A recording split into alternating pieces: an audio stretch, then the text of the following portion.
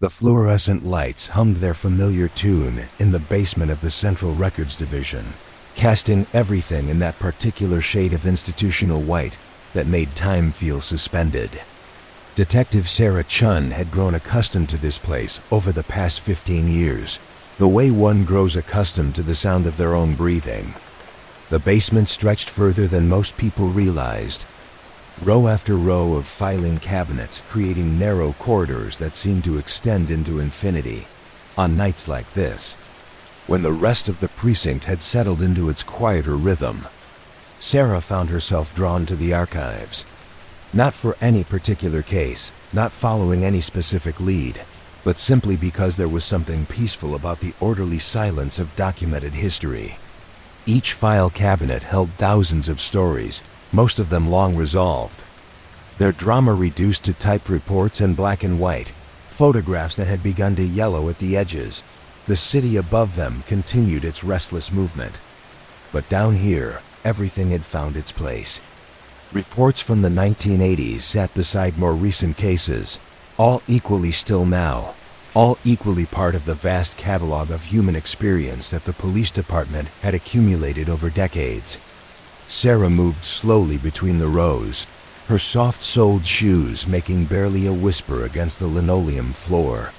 She paused at cabinet 47C, running her fingers along the metal edge before pulling open the heavy drawer. Inside, manila folders hung in perfect alignment, each one tagged with a case number and date. The paper had that particular texture that comes with age, slightly brittle but still sturdy, still holding its secrets with quiet dignity. These were cases from the autumn of 1987, a time when the city had been experiencing what the newspapers called a crime wave.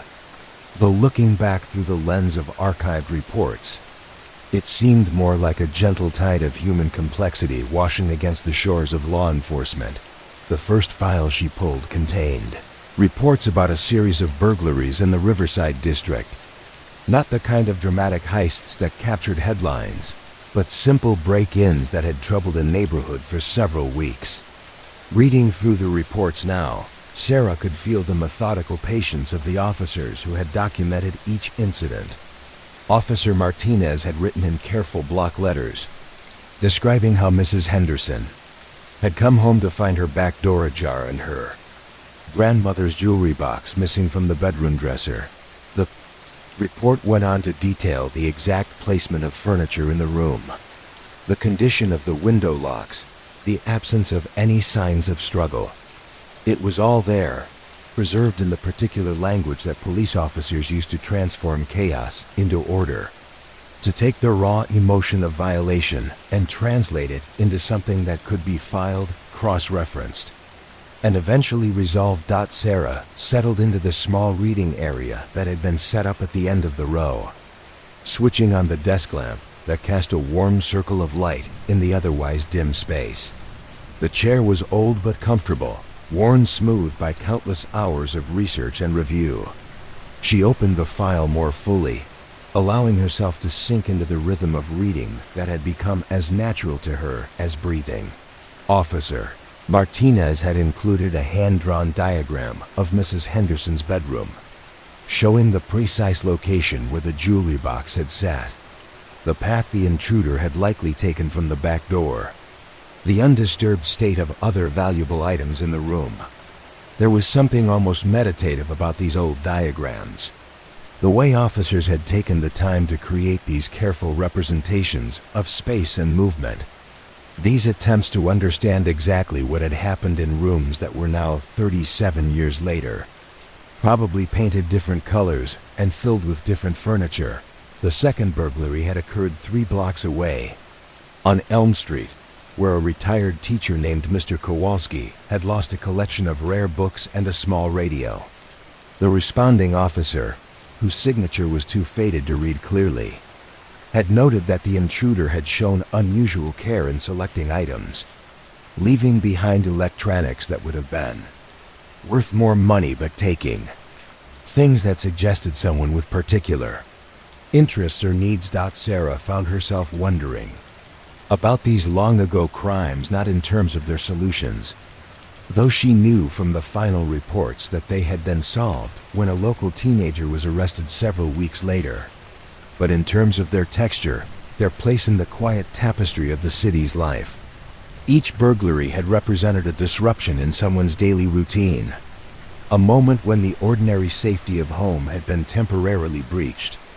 But time had eventually healed these disruptions, folding them into the larger story of the neighborhood's history. She turned the page to find a photograph of the jewelry box that had been recovered, sitting on a table in the police station's evidence room.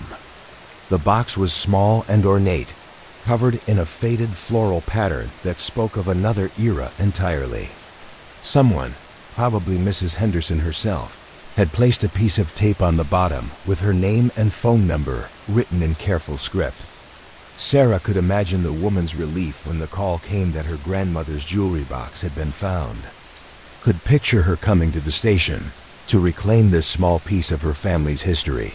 The evidence room in those days had been smaller than the current facility, located on the second floor of the old building that had been demolished in the late 1990s. Sarah had seen photographs of that room, with its wooden shelves and handwritten logbooks, everything cataloged with the same methodical care that characterized police work of that era. There had been something almost library-like about that old evidence room, with its careful organization and quiet atmosphere of preservation. Moving deeper into the file, Sarah found reports of the investigation's progression. Detective Williams, who had been assigned to the case, had conducted interviews throughout the neighborhood, documenting each conversation with the same thorough attention to detail that characterized all the paperwork from that period. Mrs. Chun from the corner house had mentioned seeing an unfamiliar bicycle in the alley behind her garage. Mr. Sullivan, who worked nights and slept during the day, had heard what might have been footsteps on his roof, but had initially dismissed it as squirrels. These small observations, taken individually, might have seemed insignificant, but Detective Williams had woven them together into a pattern that eventually led to the arrest of 16-year-old Tommy Morrison, who had been taking items not to sell, but to furnish a small fort he had built in the woods behind his family's house.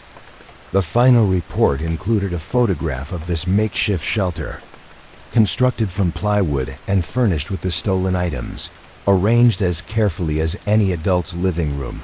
Sarah found something deeply moving about this detail. The way a teenage boy's desire for a space of his own had intersected with the adult world of property and law.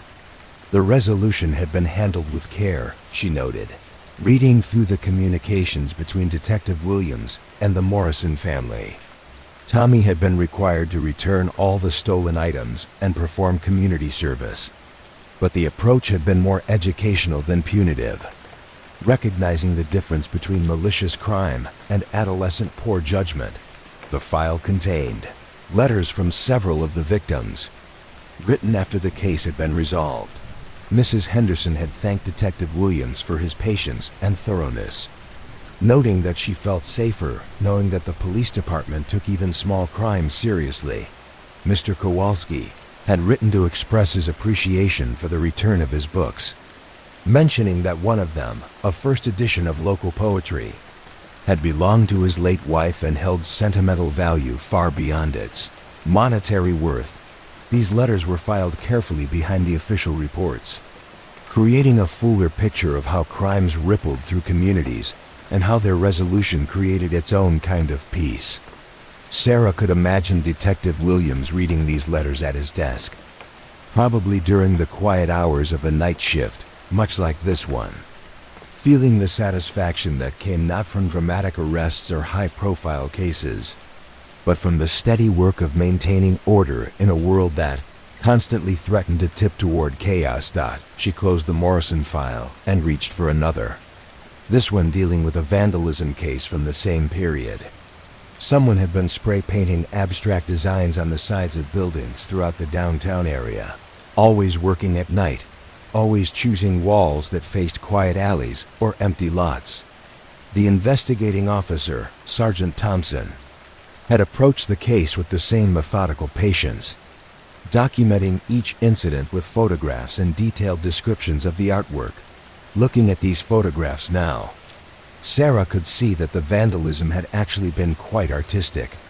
Flowing designs that incorporated the existing textures and features of the buildings, rather than simply defacing them. Sergeant Thompson had noted this in his reports, describing how the unknown artist seemed to be enhancing rather than destroying, working with the urban landscape rather than against it. The case had taken months to solve, not because of any particular difficulty, but because Sergeant Thompson had chosen to approach it as a puzzle rather than a straightforward matter of law enforcement. He had studied the locations, looking for patterns in the choice of walls, analyzing the style and materials used, even consulting with local art teachers to better understand the techniques being employed. The breakthrough had come not through traditional detective work, but through community engagement. Sergeant Thompson had begun visiting local art supply stores, not to investigate purchases, but to understand the materials and tools that would be needed for this kind of work. During one of these visits, the owner of Morrison Art Supplies had mentioned a young customer who had been buying unusual combinations of spray paint colors, always paying in cash, always coming in during the early morning hours. This lead had eventually connected to Maria Santos, a 19-year-old art student who had been creating what she called urban poetry, transforming neglected walls into canvases for her vision of the city's hidden beauty. Her arrest had been handled with the same thoughtfulness that had characterized the Morrison burglary case. With Sergeant Thompson working with local officials to channel Maria's artistic impulses into legal venues, the resolution had been unusual but effective. Rather than facing charges, Maria had been offered the opportunity to create a large mural on the site of the community center, working with a city arts program that had been struggling to find ways to engage young people.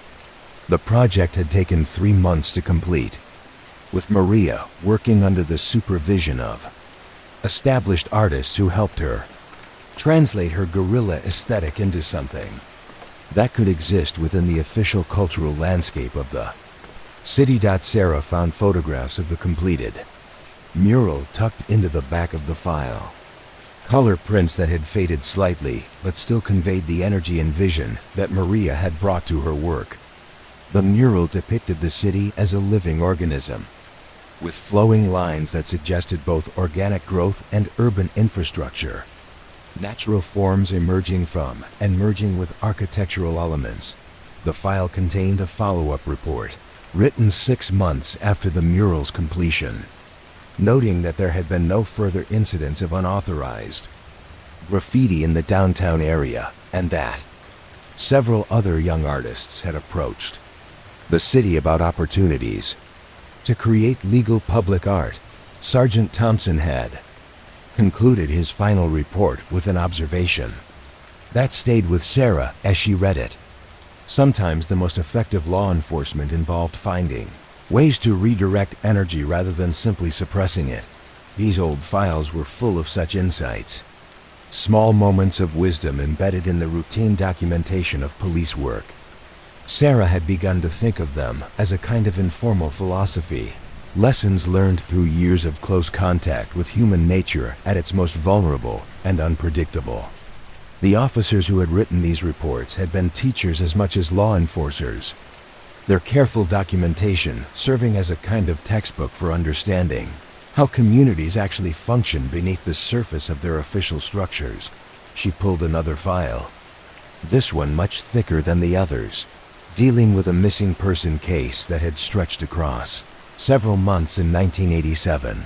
The subject was Eleanor Huffman, a 73-year-old retired librarian who had disappeared from her apartment on a Tuesday afternoon, leaving behind no note, no indication of where she might have gone, no signs of struggle or forced entry.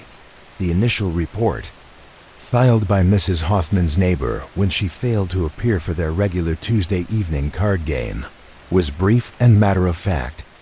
Officer Kim had responded to the call, conducting a preliminary search of the apartment and interviewing the few people who knew Mrs. Hoffman well enough to be concerned about her absence. What followed was a masterclass in patient, methodical police work. Detective Reynolds, who had been assigned to the case, had approached Mrs. Hoffman's disappearance not as a crisis to be solved quickly, but as a puzzle that required careful attention to the smallest details of her life. He had spent hours in her apartment, not looking for dramatic clues, but simply trying to understand the rhythm of her daily existence. The apartment, as described in Detective Reynolds' reports, had been neat and organized in the way that spoke of a life lived with careful attention to routine. Books arranged by subject and author, kitchen utensils in specific drawers, a calendar marked with appointments and commitments that painted a picture of a woman who valued structure and predictability. Yet within this order, Detective Reynolds had found small signs of recent change, subtle disruptions that suggested Mrs. Hoffman had been preparing for something. Suitcase was missing from her bedroom closet, though her neighbor insisted that Mrs. Hoffman never traveled.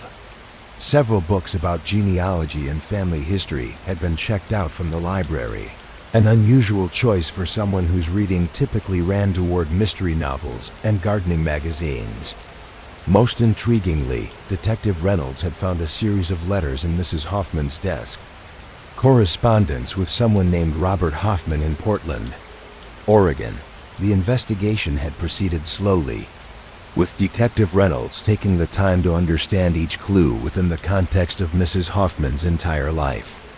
The letters revealed that Robert was Mrs. Hoffman's brother, estranged from the family for more than 40 years following a disagreement that the letters only hinted at. Recent correspondence suggested that Robert had been reaching out, hoping to reconcile before, as he put it, it was too late. Detective Reynolds had called Robert Hoffman, confirming that Eleanor had indeed contacted him several weeks before her disappearance.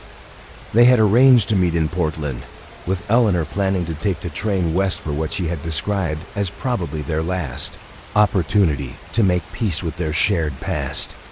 Robert had been expecting her on Wednesday morning, the day after she disappeared from her apartment, but Eleanor had never arrived in Portland, and her trail seemed to end at the local train station, where the ticket agent remembered selling her a ticket to Chicago, but had no record of her boarding the train.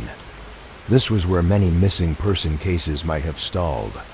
But Detective Reynolds had continued his methodical approach, expanding his search to include every possible connection between Mrs. Hoffman's planned journey and her actual disappearance. The breakthrough had come through what Detective Reynolds described as pure persistence rather than inspiration. He had contacted hospitals and police departments in every city along the route between their town and Portland, providing Eleanor's description and the dates she might have passed through. Most of these inquiries had led nowhere, but a call to the police department in Denver had produced an unexpected result. Eleanor Hoffman was in a Denver hospital, recovering from what doctors described as a minor stroke that had left her temporarily confused and unable to remember her own name or address. She had been found by paramedics in the train station, carrying a suitcase and a ticket to Portland, but unable to explain where she was going or why. Hospital staff had been caring for her while attempting to identify her, a process complicated by the fact that she carried no identification beyond her train ticket. Detective Reynolds had driven to Denver personally to bring Mrs. Hoffman home, a journey that he documented with the same care he had applied to every other aspect of the case. His final report included details of their conversation during the drive back, how Mrs. Hoffman's memory had gradually returned, and how she had expressed both embarrassment at the trouble she had caused and gratitude for the patience that had been shown in finding her. The case had concluded with Mrs. Hoffman's safe return to her apartment and her eventual successful trip to Portland several months later, after her doctors had cleared her for travel.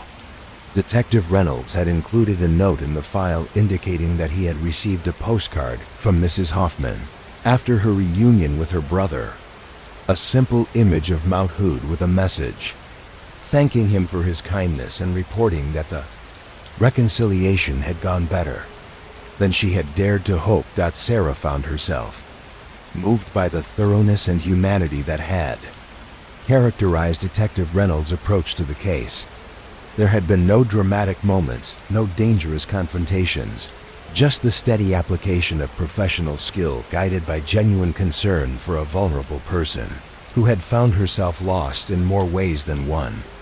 The case file stood as a testament to the kind of police work that rarely made headlines but formed the foundation of community trust and safety. These files from the 1980s seemed to capture a different approach to law enforcement, one that had time for the kind of careful attention that Detective Reynolds had brought to Mrs. Hoffman's case. Sarah wondered whether the increasing pace and complexity of modern police work had made such thorough investigations more difficult, whether the pressure to close cases quickly had replaced the patient, methodical approach that characterized so much of the work documented in these archives. She reached for another file, this one dealing with a series of car break-ins that had occurred in the parking lot of Westfield Mall during the Christmas shopping season of 1987. The break-ins that had occurred in the parking lot of Westfield Mall during the Christmas shopping season of 1987. Investigating officer Detective Martinez had approached the case by spending hours in the parking lot, observing traffic patterns and noting which areas attracted the most foot traffic and which remained relatively isolated throughout the day. His reports read like field studies in human behavior, documenting how shoppers chose parking spaces, how long they typically remained in the mall, which types of vehicles seemed to attract the most attention from potential thieves. Detective Martinez had identified what he called opportunity zones, areas of the parking lot where vehicles remained unobserved for extended periods and where someone could work on breaking into cars without attracting attention. The solution to the case had come through a combination of this observational work and community cooperation. Detective Martinez had worked with mall security to increase patrols in the identified problem areas while also launching education campaign to encourage shoppers to avoid leaving valuable items visible in their cars. He had set up an information booth near the mall entrance, offering simple tips for preventing car break-ins and collecting reports from anyone who had experienced theft or vandalism. This approach had led to the identification of two teenagers who had been systematically targeting vehicles during the busiest shopping hours, when their activities were most likely to go unnoticed among the general chaos of holiday shopping. The arrest had been made without drama during one of Detective Martinez's routine patrols, when he observed the suspects attempting to break into a vehicle in one of the opportunity zones he had identified. Case file included letters from several grateful shoppers who had appreciated the visible police presence during the remainder of the shopping season. Mall management had also submitted a formal commendation for Detective Martinez, noting that his proactive approach had not only solved the immediate problem, but had also created a safer environment for customers during the crucial holiday period. Reading through these old files, Sarah began to notice patterns in the approach that officers from that era had taken to their work. There seemed to be more time for the kind of community engagement that had characterized Detective Martinez's work at the mall, more patience for understanding the social context in which crimes occurred rather than simply responding to their immediate effects. She wondered whether this was simply nostalgia, a tendency to romanticize an earlier era of policing, or whether there had indeed been fundamental changes in the way law enforcement operated. The officers whose work was documented in these files seemed to have had more latitude for creative problem solving, more opportunity to develop relationships within the communities they served, more time to understand the underlying causes of the problems they were asked to address. The next file she pulled dealt with a domestic disturbance case that had required multiple visits to the same household over a period of several weeks. Officer Chun, no relation to Sarah despite the shared surname, had been called to the Morrison household, a different Morrison family than the one involved in the burglary case, to mediate disputes between parents and their adult son who had moved back home after losing his job. The initial report described the situation that had escalated beyond normal family tension. 24-year-old David Morrison had been drinking heavily since his layoff from the local factory, staying out late and returning home to argue with his parents about money, responsibility, and respect. The arguments had become loud enough to disturb neighbors, who had called police when they heard what sounded like furniture being thrown. Officer Chun had approached the situation not as a law enforcement problem, but as a family crisis that required patience and understanding.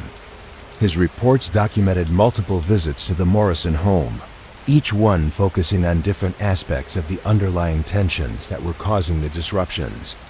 Rather than simply responding to the immediate conflicts, Officer Chun had worked to understand the economic pressures, the generational differences, and the personal struggles that were creating the volatile situation.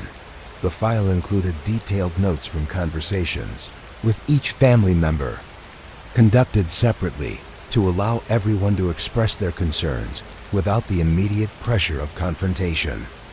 David Morrison had spoken about his frustration with unemployment, his sense of failure at having to move back home, and his anger at what he perceived as his parents' lack of understanding about the economic realities facing his generation. Mr. and Mrs. Morrison had described their worry about their son's drinking, their frustration with his apparent lack of motivation to find new employment, and their own financial stress as they tried to support an adult child on their retirement income. They had also expressed love and concern for David, despite their anger about the disruptions he was causing in their household. Officer Chun had worked with all three family members to develop what he called a household agreement, a set of guidelines for living together that addressed everyone's needs and concerns.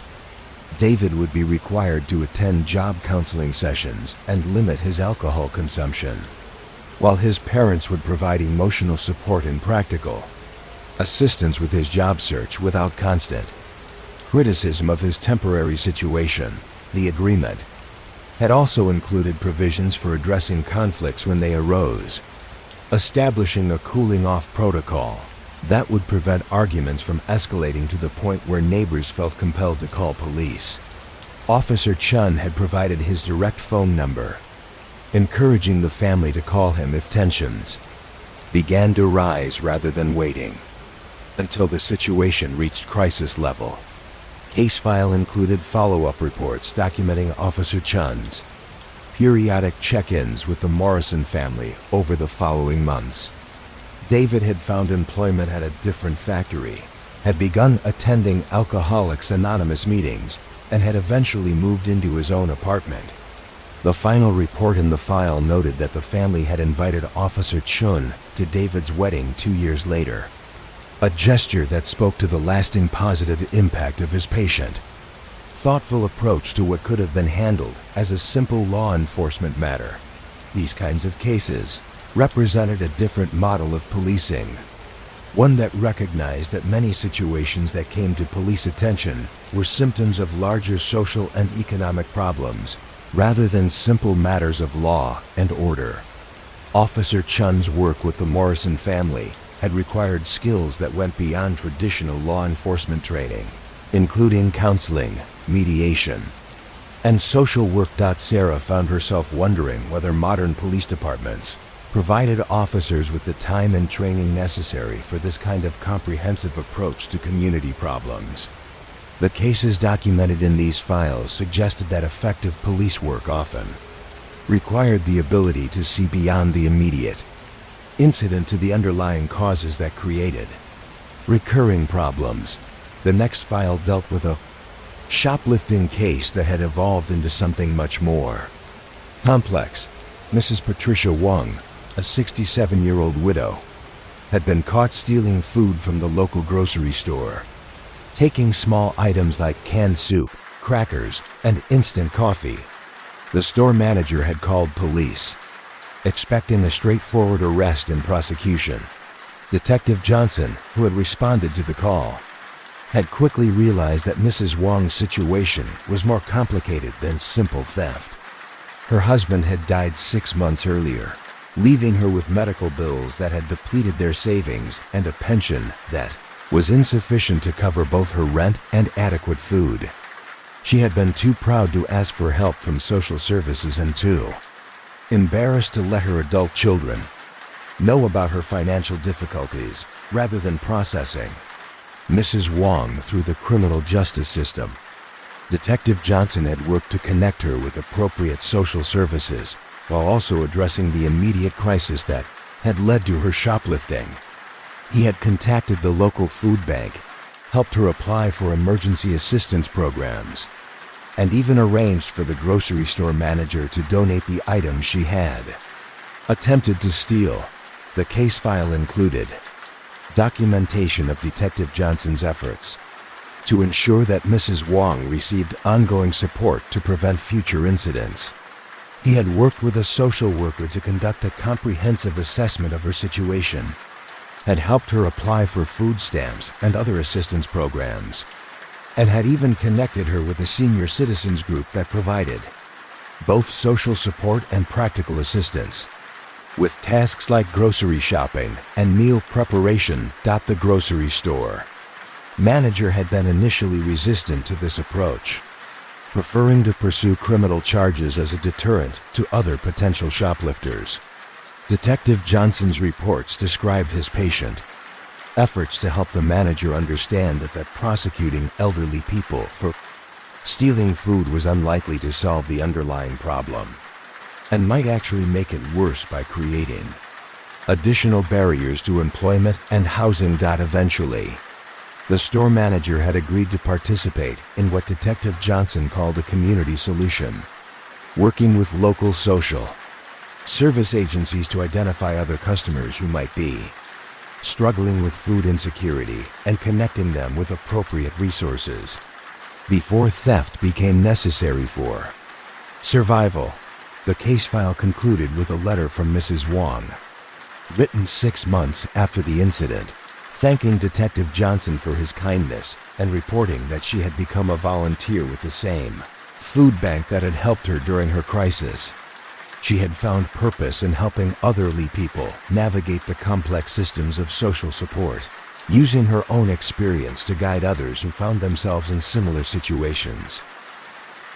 These files painted a picture of police work that extended far beyond traditional law enforcement, encompassing roles that modern society might assign to social workers, counselors, mediators, and community organizers. The officers whose work was documented in these archives seemed to have understood that their job was not simply to enforce laws, but to maintain the social fabric that made community life possible. Sarah pulled another file, this one dealing with a noise complaint that had escalated into a neighborhood dispute requiring multiple interventions over several months. The initial complaint had been filed by Mrs. Anderson, who lived next door to a young couple who played music late into the night and hosted frequent parties that spilled into their backyard.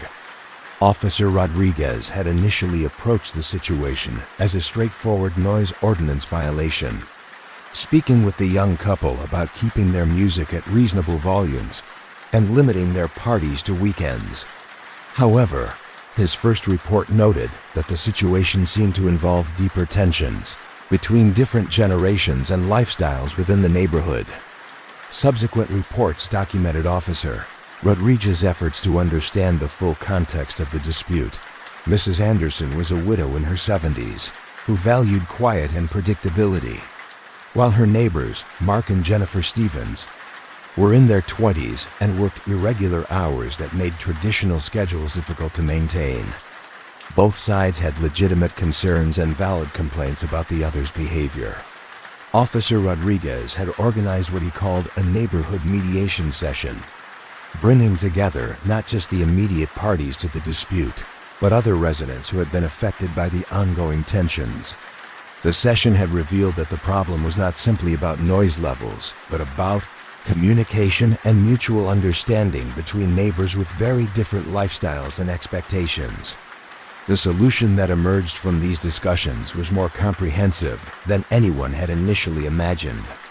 The Stevens couple agreed to end their parties by midnight on weekdays and 1 a.m. on weekends, while also giving Mrs. Anderson advance notice of any special events that might exceed these limits. Mrs. Anderson agreed to approach the couple directly with concerns before calling police, and to be understanding about occasional violations that were communicated in advance. More importantly, the mediation process had led to ongoing communication between neighbors who had previously been strangers. Mrs. Anderson had discovered that Mark Stevens was interested in gardening, leading to conversations about the large garden she maintained in her backyard. Jennifer Stevens had learned that Mrs. Anderson had been feeling isolated since her husband's death, leading to occasional invitations for coffee and conversation. The file included periodic follow-up reports from Officer Rodriguez, documenting his check-ins with the neighborhood over the following year. The noise complaints had ended, but more significantly, Mrs. Anderson had become something of a neighborhood grandmother figure, hosting holiday gatherings and serving as a resource for practical advice and emotional support. This case exemplified the kind of community policing that seemed to characterize much of the work documented in these old files. Officer Rodriguez had recognized that his role was not simply to enforce noise ordinances, but to help neighbors find ways to live together peacefully despite their differences. His patient approach had transformed a source of ongoing conflict into an opportunity for community building. The archives contained hundreds of such cases, each one representing a small but significant moment in the ongoing effort to maintain social order and community cohesion. Sarah found herself deeply impressed by the patience, creativity, and genuine care that characterized so much of the police work documented from this earlier era. As she continued reading through the files, she began to notice recurring themes in the approaches taken by officers from that period. There seemed to be a greater emphasis on understanding the social context of problems, rather than simply responding to their immediate manifestations. Officers appeared to have more time and latitude for developing creative solutions that addressed underlying causes rather than just symptoms. The work documented in these files also seemed to reflect a different relationship between police and community, one characterized by ongoing engagement and mutual responsibility, rather than the more adversarial dynamic that sometimes characterized modern law enforcement. Officers like Chun, Rodriguez, and Johnson had clearly seen themselves as integral parts of the communities they served, with responsibilities that extended beyond traditional law enforcement to include education, mediation, and social support. Sarah closed the last file and sat back in her chair, feeling the weight of all the stories she had absorbed over the past several hours. These archives represented more than just documentation of police work. They were a record of human community at its most fundamental level, a catalog of the small dramas and quiet resolutions that made civilized life possible. The basement around her had grown quieter as the night progressed, the building settling into its deepest rhythms of rest and reflection. Above them, the city continued its restless movement, generating new stories that would eventually find their way into files like these, becoming part of the vast archive of human experience that law enforcement accumulated in the course of its daily work. She switched off the desk lamp and returned the files to their proper places in the cabinet, ensuring that each one was positioned exactly as she had found it. These stories deserved that kind of care, that attention to preservation and order that would allow future readers to discover them and learn from the wisdom they contained. Walking back through the corridors of filing cabinets, Sarah felt a deep appreciation for the officers whose work was documented in these archives. They had understood something important about the nature of their job, something that went beyond the technical aspects of law enforcement to encompass the fundamental human skills of patience, empathy, and creative problem-solving. The elevator carried her back to the main floor of the precinct, where the night shift continued its quiet vigil over the city's safety. But she carried with her the knowledge contained in those files. The understanding that effective police work was often less about dramatic action than about patient attention to the complex web of relationships and circumstances that shape human behavior. These archives would be here tomorrow night, and the night after that, holding their stories with quiet dignity, waiting for the next reader who needed to understand that police work, at its best, was really about understanding people and helping them find ways to live together peacefully. The city above might never truly sleep, but down in the archives, its secrets rested safely in the careful documentation of officers who had understood that their job was not just to enforce laws, but to preserve the delicate balance that made community life possible. The IBM Selectric typewriter in room 204 of the Central Precinct had been typing police reports for nearly 2 decades, its keys worn smooth by thousands of hours of careful documentation. Detective Lieutenant Robert Hayes knew the sound of that machine better than he knew his own heartbeat. The steady rhythm of keys striking paper that marked the transformation of chaos into order, of raw human experience into the formal language of law enforcement. On this particular Tuesday evening in November 1987, the building held that special quiet that came only during the shift change between day and night staff. The fluorescent lights hummed their familiar tune, casting everything in the particular shade of institutional calm that made time feel suspended between one moment and the next. Hayes sat before the typewriter, a stack of case files arranged in perfect order on his desk, each one waiting to be translated into the precise language that would preserve its story for posterity. The first file dealt with a routine traffic accident that had occurred at the Perdition intersection of 5th and Main Streets during the morning rush hour. Officer Patricia Caldwell had responded to the call, arriving to find 2 vehicles with minor damage and 4 people standing in the intersection, each one convinced that they had the right of way and that the other driver was entirely at fault. Hayes began typing Officer Caldwell's report, his fingers finding their rhythm as he translated her handwritten notes into the formal structure that all police reports required. At approximately 0745 hours on November 15, 1987, this officer responded to a motor vehicle accident at the intersection of 5th and Main Streets. Upon arrival, I observed a 1984 Chevrolet Cavalier, license plate number. The words flowed across the page with mechanical precision. Each detail captured exactly as Officer Caldwell had observed it. The beauty of police reports lay not in their drama but in their completeness, their methodical attention to facts that might seem insignificant, but that together created a perfect picture of what had actually happened. Officer Caldwell had noted the position of both vehicles after impact, the condition of the traffic light at the time of her arrival, the weather conditions that might have affected visibility, the statements of both drivers and the 2 witnesses who had stopped to provide their accounts of the accident. Mrs. Margaret Foster, driving the Chevrolet Cavalier, had been proceeding north on 5th Street when she entered the intersection during what she believed was a green light. Mr. James Kowalski, driving a 1981 Ford F-150 pickup truck, had been traveling east on Main Street and claimed that his light had been green when he entered the same intersection. The impact had been minor, with Mrs. Foster's vehicle sustaining damage to the front passenger side quarter panel and Mr. Kowalski's truck receiving a small dent in the rear.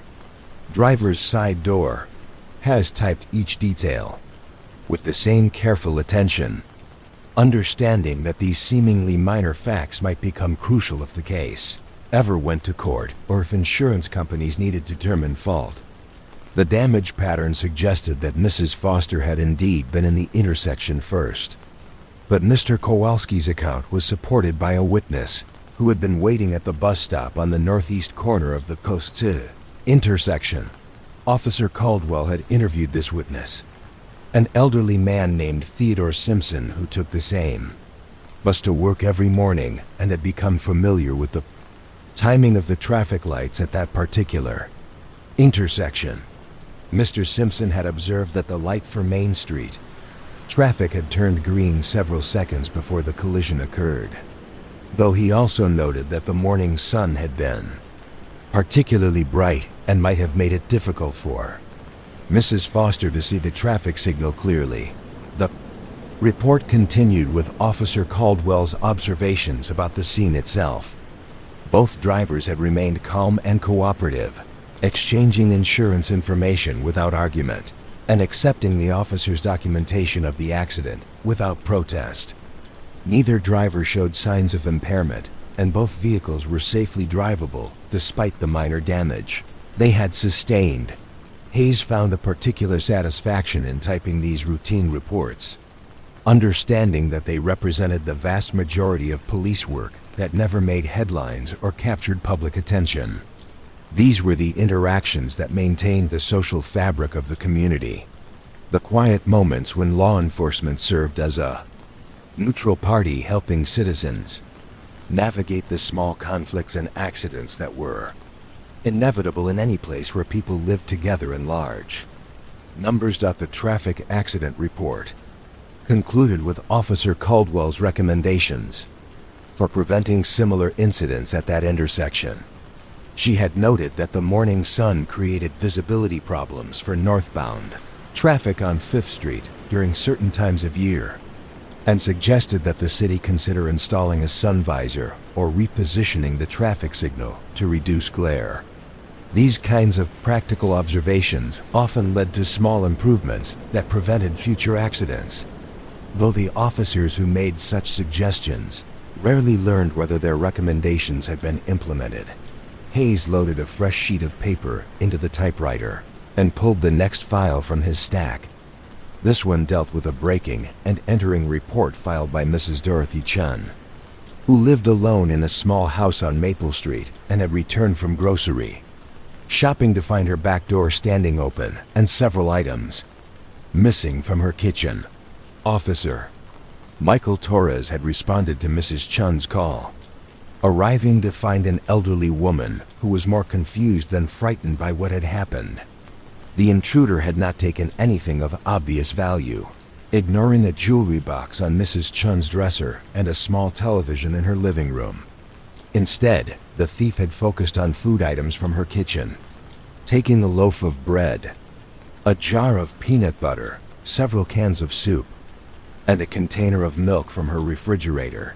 Hayes began typing Officer Torres's report, noting the unusual pattern of theft that suggested someone motivated by hunger rather than profit.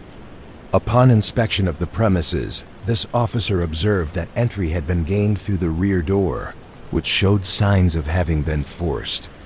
However, the damage was minimal, suggesting that the lock had not been properly secured rather than forcibly broken.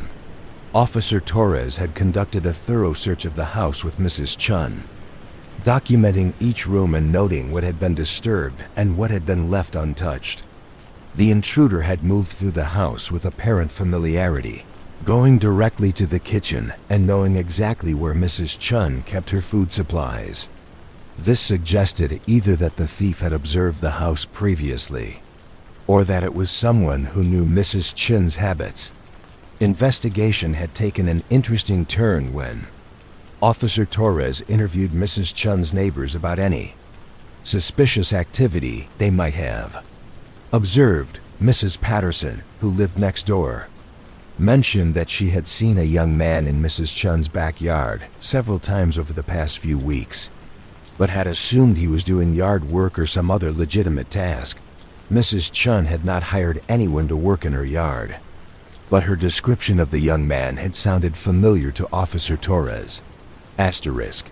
Hayes typed Officer Torres's methodical approach to identifying the suspect, a process that involved checking recent reports of similar break-ins and cross-referencing them with known individuals in the area who might be experiencing food insecurity. This kind of detective work required patience and attention to patterns that might not be immediately obvious, but it often led to solutions that addressed the underlying causes of crime rather than simply punishing its symptoms. The breakthrough had come when Officer Torres contacted the local homeless shelter and learned that they had been turning people away due to overcrowding.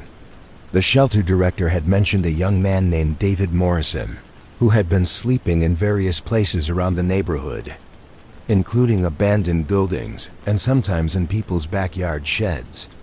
When the weather was particularly cold, Officer Torres had found David Morrison sleeping in an abandoned garage 3 blocks from Mrs. Chun's house, surrounded by the food items that had been taken from her kitchen.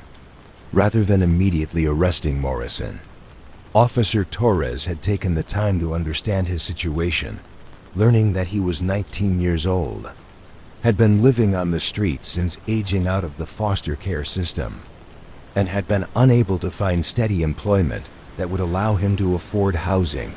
The resolution of the case had involved more social work than traditional law enforcement. Officer Torres had worked with the homeless shelter to find space for Morrison, had connected him with job training programs available through the county, and had arranged for him to perform community service that would allow him to pay restitution to Mrs. Chun without going through the formal criminal justice system. Asterisk.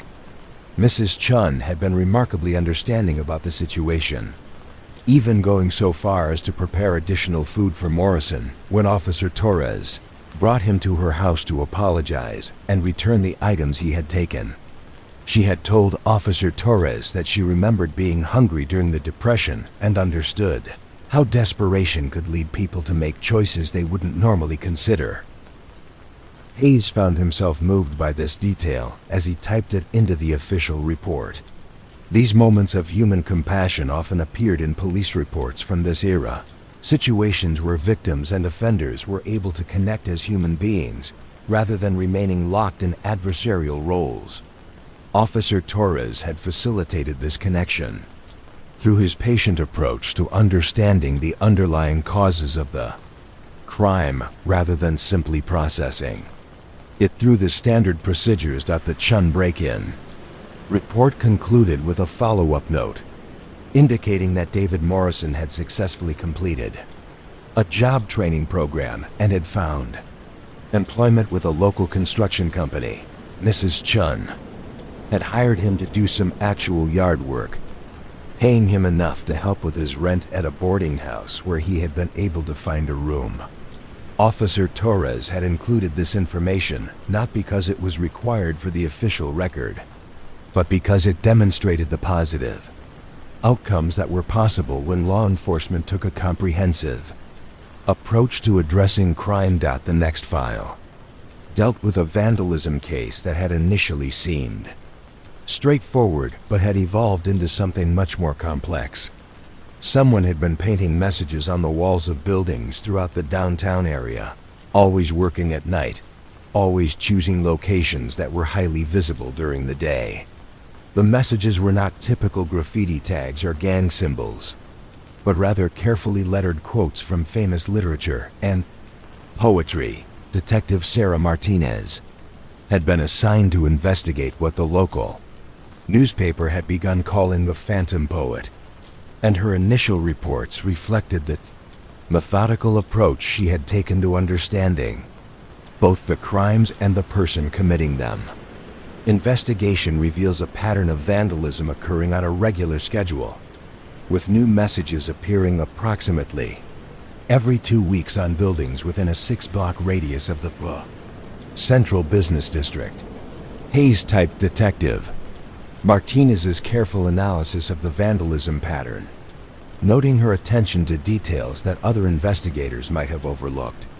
She had documented not only the locations and content of each message, but also the materials used, the time of night when the work was likely done, and the literary sources from which the quotes were drawn. The messages themselves were intriguing. Drawn from works by poets like Robert Frost, Maya Angelou, and Langston Hughes, as well as novelists like Harper Lee and John Steinbeck. Each quote had been carefully selected for its relevance to the location where it appeared. A message about justice had been painted on the wall of the courthouse, while a quote about the dignity of work had appeared on the side of the employment office. Detective Martinez had approached the case not as simple vandalism, but as a form of unauthorized public art that required understanding rather than just punishment. Her reports included research into the literary works being quoted, analysis of the artistic techniques being used, and even consultation with local teachers and librarians to better understand the educational background that would be necessary to select and execute such sophisticated work. The investigation had taken several months, not because of any particular difficulty in gathering evidence, but because Detective Martinez had wanted to understand the motivations behind the vandalism before making an arrest. She had attended city council meetings where public art was discussed, had visited local colleges to speak with art and literature professors, and had even organized community discussions about the role of art in public spaces. This approach had eventually led to the identification of Lisa Rodriguez, a 22-year-old recent graduate of the local community college who had been unable to find work in her field of English literature. Lisa had been creating what she called guerrilla education, using public walls to share literary works that she felt could inspire and educate people who might not otherwise encounter such material. Detective Martinez's reports documented her conversations with Lisa Rodriguez, revealing a young woman who was passionate about literature and frustrated by what she saw as a lack of cultural opportunities in their small city. Lisa had been working nights at a local diner to pay her bills while volunteering during the day at literacy programs, and had begun her unauthorized public art project as a way to bring literature to people who might not have access to books or educational opportunities. The resolution of the case had been as creative as Detective Martinez's investigation. Rather than pressing charges, she had worked with city officials to create a legal public art program that would allow Lisa and other local artists to create murals and installations with official permission. Lisa had become the coordinator of this program, using her knowledge of literature and art to develop projects that enhance the downtown area while providing legal outlets for creative expression. Hayes typed the final details of Detective Martinez's report, including documentation of the community response to the new public art program. Local businesses had become sponsors of various projects. Residents had volunteered to help with maintenance and protection of the artworks, and several other young artists had come forward with proposals for their own contributions to the community's cultural life. This case exemplified the kind of creative problem-solving that characterized much of the police work documented in these reports. Detective Martinez had recognized that Lisa Rodriguez's vandalism was really a symptom of a community that lacked adequate cultural resources, and had worked to address that underlying issue, rather than simply punishing its manifestation. The next file dealt with a domestic disturbance call that had required multiple visits to the same household over a period of several weeks. Officer Jennifer Kim had initially responded to complaints from neighbors about loud arguments coming from the apartment shared by Robert and Maria Santos, a young couple who had been married for less than a year and were struggling with the financial pressures of starting their adult lives. Together, Officer Kim's first report described a situation that had escalated beyond normal relationship stress. Robert Santos had been working 2 part-time jobs to support his wife while she attended nursing school, but the irregular hours and constant fatigue had created tension that was affecting their ability to communicate effectively. Maria Santos was struggling with the demands of her academic program while feeling guilty about her inability to contribute financially to their household. Hayes began typing Officer Kim's detailed documentation of her approach to this complex situation. Rather than treating the domestic disturbance as a simple law enforcement matter, Officer Kim had recognized that the couple was dealing with problems that required resources beyond what police could provide. Her reports documented multiple conversations with both Robert and Maria Santos, conducted separately to allow each person to express their concerns without the immediate pressure of confrontation. The first intervention had focused on immediate de-escalation, with Officer Kim helping the couple establish ground rules for handling disagreements without disturbing their neighbors or escalating to the point where police intervention became necessary. She had provided them with contact information for marriage counseling services and financial planning resources available through the county. However, Officer Kim's follow-up visits had revealed that the underlying problems were more complex than relationship counseling alone could address. Robert Santos was showing signs of depression related to his work situation, while Maria Santos was struggling with anxiety about her academic performance and their financial future.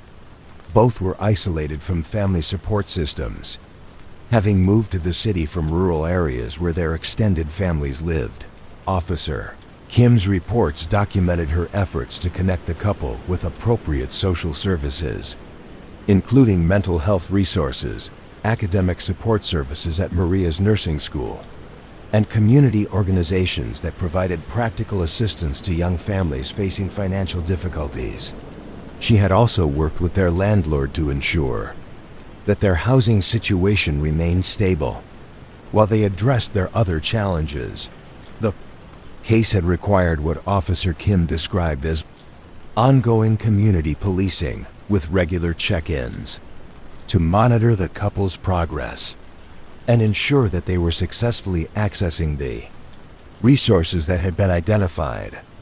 Her reports showed a gradual improvement in the situation as Robert Santos began receiving treatment for depression and found more stable employment, while Maria Santos connected with study groups and support services that helped her manage her academic stress. Hayes found Officer Kim's approach particularly impressive for its recognition that many situations that came to police attention were really symptoms of larger social and economic problems rather than simple law enforcement matters. Her patient work with the Santos family had prevented a minor domestic disturbance from escalating into more serious legal problems, while also addressing the underlying causes that had created the original conflict.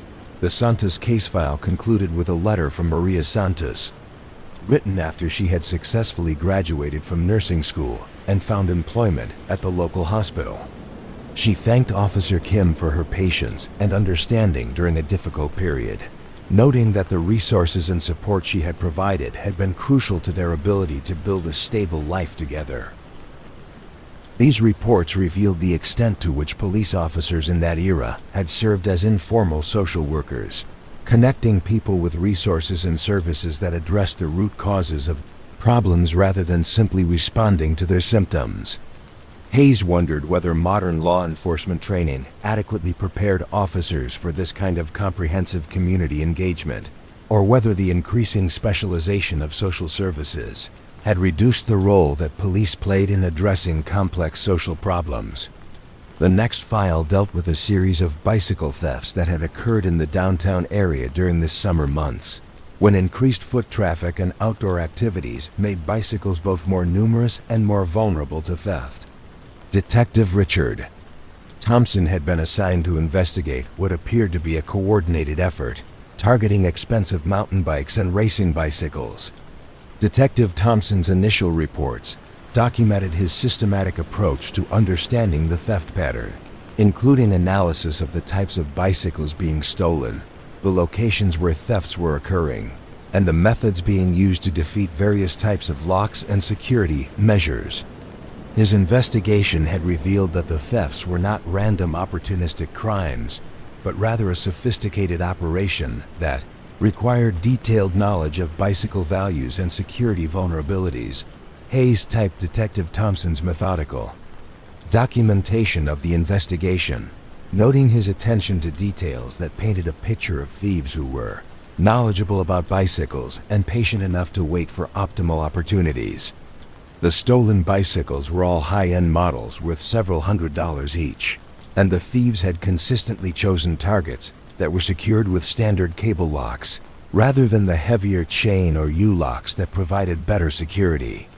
The breakthrough in the case had come through Detective Thompson's decision to work with local bicycle shops to understand the market for stolen bicycles.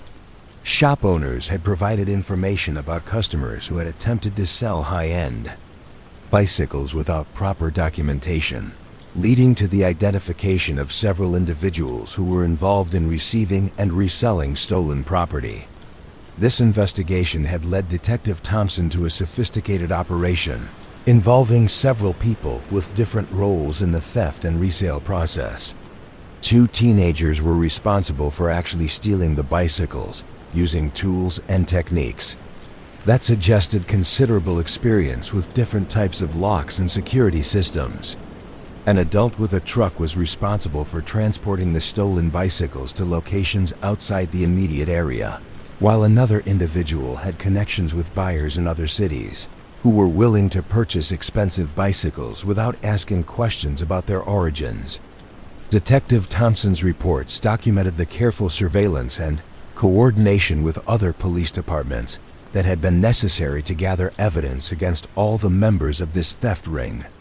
The investigation had taken several months and had required cooperation with law enforcement agencies in 3 different cities to track the movement of stolen property and identify the buyers who were creating the market for stolen bicycles. The resolution of the case had involved multiple arrests and the recovery of dozens of stolen bicycles, some of which had been taken months earlier and had been given up for lost by their owners. Detective Thompson had worked with bicycle shops throughout the region to establish better communication about suspicious attempts to sell high-end bicycles, creating an informal network that would make similar operations more difficult in the future. Hayes typed the final details of Detective Thompson's investigation, including his recommendations for preventing future bicycle thefts through better education about security measures and improved coordination between police departments in tracking stolen property. The case had demonstrated the importance of understanding criminal operations as business enterprises rather than simply random acts, requiring investigation techniques that followed money and relationships rather than just individual incidents. The bicycle theft case file included letters from several grateful bicycle owners who had recovered property they had assumed was lost forever. Many of these letters expressed appreciation not just for the return of their bicycles, but for the thoroughness and professionalism that Detective Thompson had brought to investigating crimes that might have been dismissed as minor property offenses. The next report dealt with a missing person case that had initially seemed routine, but had evolved into something much more complex. Mrs. Helen Morrison, a 79-year-old widow, had failed to appear for her regular Tuesday morning appointment at the beauty salon, prompting concerns from friends who knew that she never missed this weekly ritual. Officer David Chun had been assigned to conduct a welfare check at Mrs. Morrison's residence, expecting to find an elderly woman who had simply forgotten her appointment or was feeling unwell. Instead, he had found an empty house with no signs of struggle or forced entry, but with several subtle indicators that Mrs. Morrison had left suddenly and unexpectedly. Hayes began typing Officer Chun's detailed report of his investigation, noting the careful attention to details that had revealed the complexity of Mrs. Morrison's disappearance. Her purse was missing, but her medication remained on the kitchen counter, suggesting that she had left quickly without taking time to gather essentials for an extended absence. Her car was still in the garage, but neighbors had not seen her leave the house on foot. Officer Chun had conducted interviews throughout the neighborhood, documenting conversations with neighbors who had known Mrs. Morrison for decades and were familiar with her daily routines. Mrs. Patterson from next door had mentioned that Mrs. Morrison had seemed unusually excited about something in recent weeks, making mysterious phone calls and receiving mail that she handled with particular care. The investigation had led Officer Chun to Mrs. Morrison's daughter in California, who revealed that her mother had been in contact with relatives on the East Coast whom the family had not spoken to in many years. Mrs. Morrison had apparently been planning a surprise reunion with her sister, whom she had not seen since before World War II, and had been making arrangements for travel without telling her local family and friends. However, Mrs. Morrison had never arrived at her sister's house in Pennsylvania, and her trail seemed to end at the local bus station, where ticket agents remembered selling her a ticket to Philadelphia, but could not confirm that she had actually boarded the bus. This was where the case had become more serious, transforming from a simple welfare check into a genuine missing person investigation. Officer Chun's reports documented his systematic efforts to trace Mrs. Morrison's journey, contacting police departments and hospitals along the route between their city and Philadelphia, providing her description and photograph to transportation authorities, and working with her family to understand any medical conditions that might have affected her ability to travel safely. The resolution had come through a combination of police work and community cooperation. Mrs. Morrison had been found in a hospital in Chicago, where she had been admitted after becoming confused and disoriented while changing buses during her journey to Pennsylvania. Hospital staff had been caring for her while attempting to identify her, a process complicated by the fact that she carried no identification beyond her bus ticket. Officer Chun had traveled to Chicago personally to bring Mrs. Morrison home, a journey that he documented with the same attention to detail that had characterized his entire investigation. His final report included information about the medical evaluation that had revealed early signs of dementia, helping Mrs. Morrison's family understand why she had become confused during her travel and enabling them to make appropriate arrangements for her future care. The Morrison missing person case had concluded with Mrs. Morrison's safe return home and her eventual successful visit to her sister in Pennsylvania, accompanied by family members who ensured her safe travel. Officer Chun had maintained contact with the family for several months, providing them with information about resources for elderly people with dementia and helping them navigate the complex systems of social support available for families dealing with cognitive decline.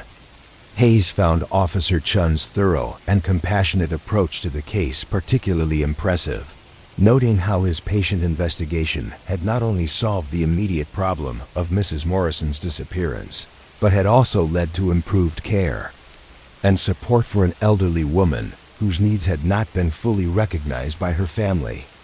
The final report in Hayes' stack dealt with a shoplifting case that had initially seemed straightforward but had revealed complex underlying issues that required creative solutions.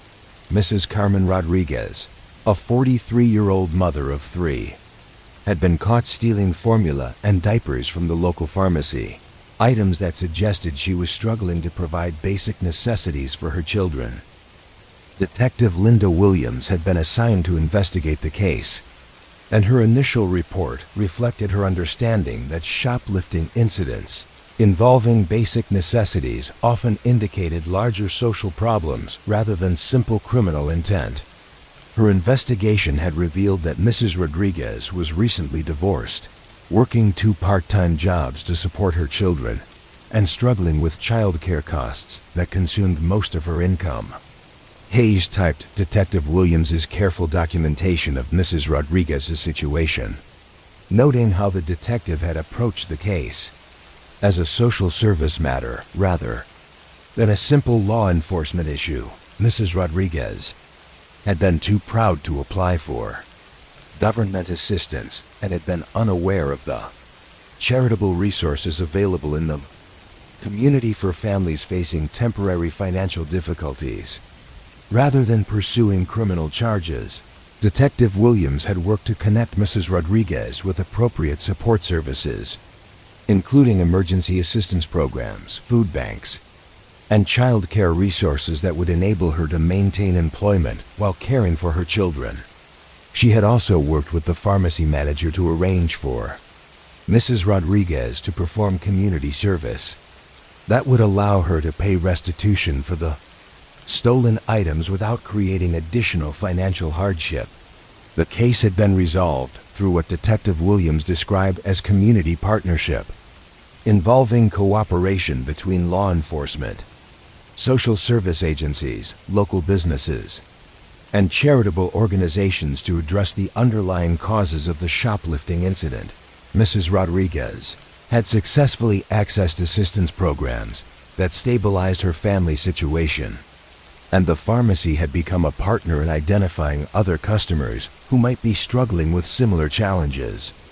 Detective Williams's final report included information about the broader impact of this approach, noting that her work with Mrs. Rodriguez had led to improved coordination between police and social service agencies in addressing crimes that were motivated by poverty rather than criminal intent. The case had also prompted discussions within the business community about ways to identify and assist customers who were struggling with basic needs before theft became necessary for survival. Hayes completed his typing and arranged the finished reports in neat stacks, each one representing hours of careful police work that had addressed not just the immediate incidents, but the underlying social conditions that had created them. These reports documented an approach to law enforcement that recognized the complex relationships between crime, poverty, mental health, and social isolation, requiring officers to serve as counselors, social workers, and community organizers as well as traditional law enforcers. The typewriter fell silent as Hayes finished the last report, leaving only the quiet hum of fluorescent lights and the distant sounds of the city continuing its restless movement outside the precinct windows. These reports would join the thousands of others in the department's archives, creating a comprehensive record of police work that went far beyond the dramatic incidents that captured public attention. In the stillness of room 204, surrounded by the careful documentation of human complexity and community response, Hayes reflected on the patient, methodical work that formed the foundation of effective law enforcement. Each report represented not just the resolution of a particular incident, but the ongoing effort to maintain the social fabric that made community life possible. One careful intervention at a time. The basement of the municipal building stretched further than most people realized, with corridors that branched into forgotten wings, where decades of documentation rested in climate-controlled silence. Records clerk Margaret Foster had spent 23 years navigating these underground labyrinths, developing an almost mystical understanding of how information flowed through the filing systems that preserved the city's institutional memory. On this particular Wednesday evening in late autumn, Margaret found herself drawn to Section K7, an area that housed case files from the 1970s and early 1980s, documents that had been meticulously preserved but rarely consulted in recent years. The air here carried the particular scent of aged paper and careful preservation, a combination of manila folders, carbon copies, and the subtle chemical traces of decades-old typewriter ribbons. She moved slowly between the towering shelves, her soft-soled shoes making no sound against the polished concrete floor. Each section was organized according to a system that had evolved over decades, with cross-references and subcategories that created a complex web of connections between related cases, similar incidents, and ongoing investigations that had spanned multiple years. The fluorescent lights hummed their familiar tune overhead, casting everything in that particular institutional white that made time feel suspended between one moment and the next. Margaret had grown to appreciate this quality of light, understanding how it created an environment where details could be examined with perfect clarity, where the subtle variations in handwriting and typeface that marked different eras of police work became visible to those who knew how to look.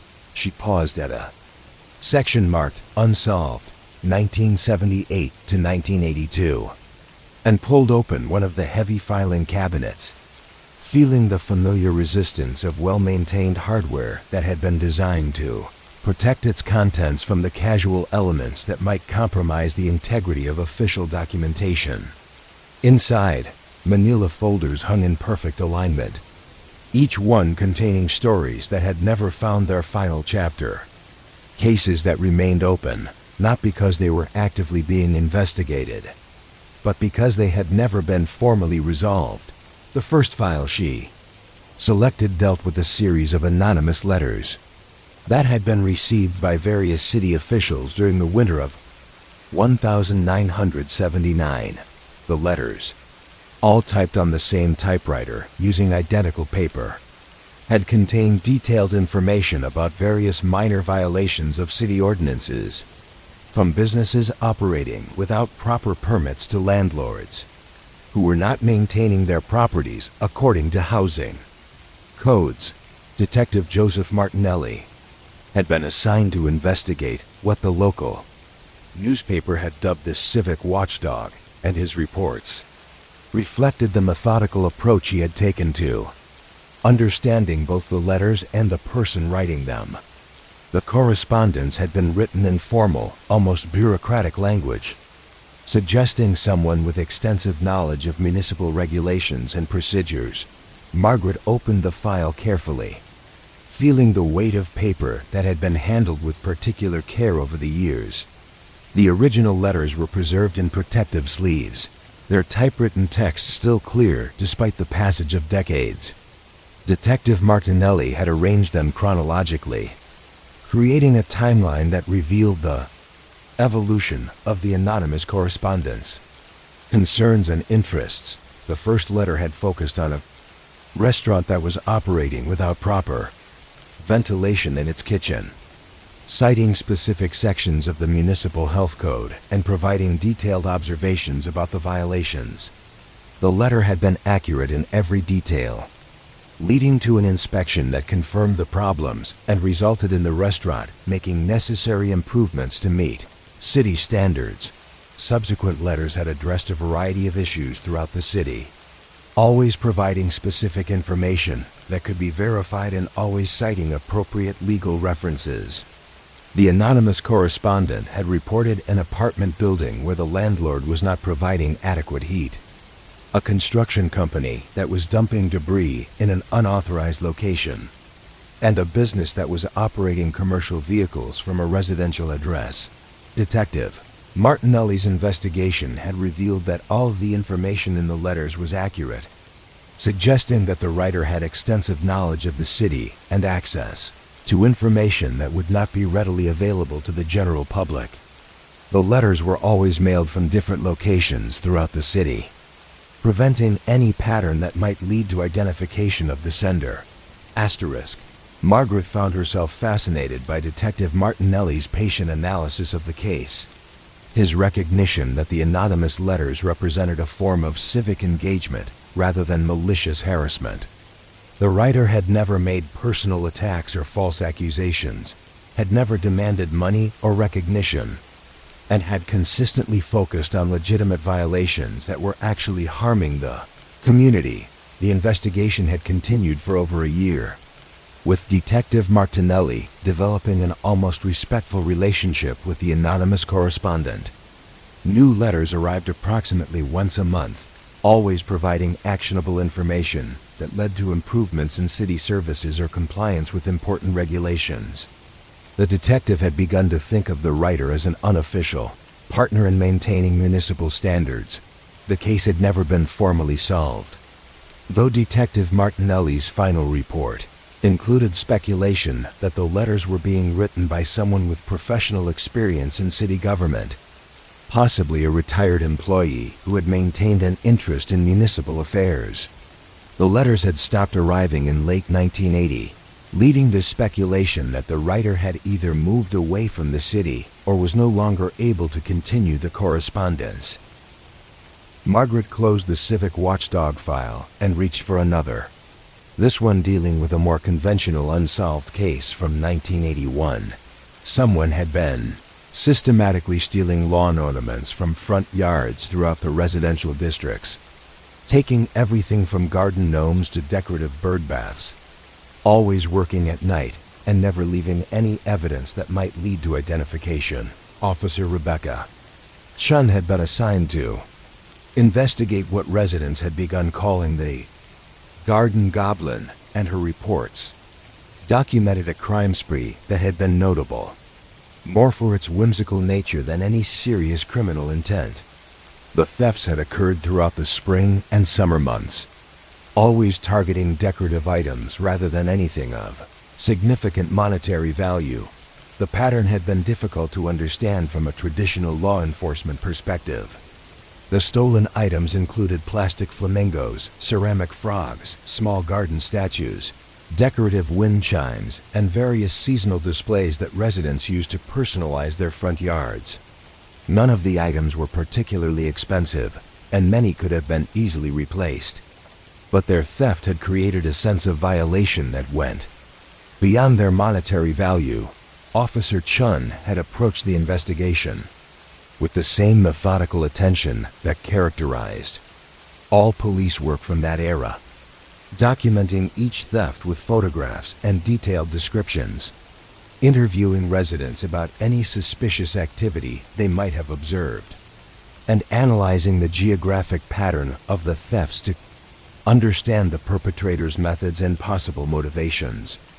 Her reports revealed that the Garden Goblin had displayed an almost artistic sensibility in selecting targets, often taking items that were particularly creative or unusual rather than simply grabbing whatever was most convenient. A hand-painted mailbox shaped like a lighthouse had disappeared from Ocean View Drive, while mass-produced lawn ornaments on the same street had been left untouched. The investigation had continued throughout the summer months, with Officer Chun developing an understanding of the thefts as a form of unauthorized art collection rather than conventional criminal activity.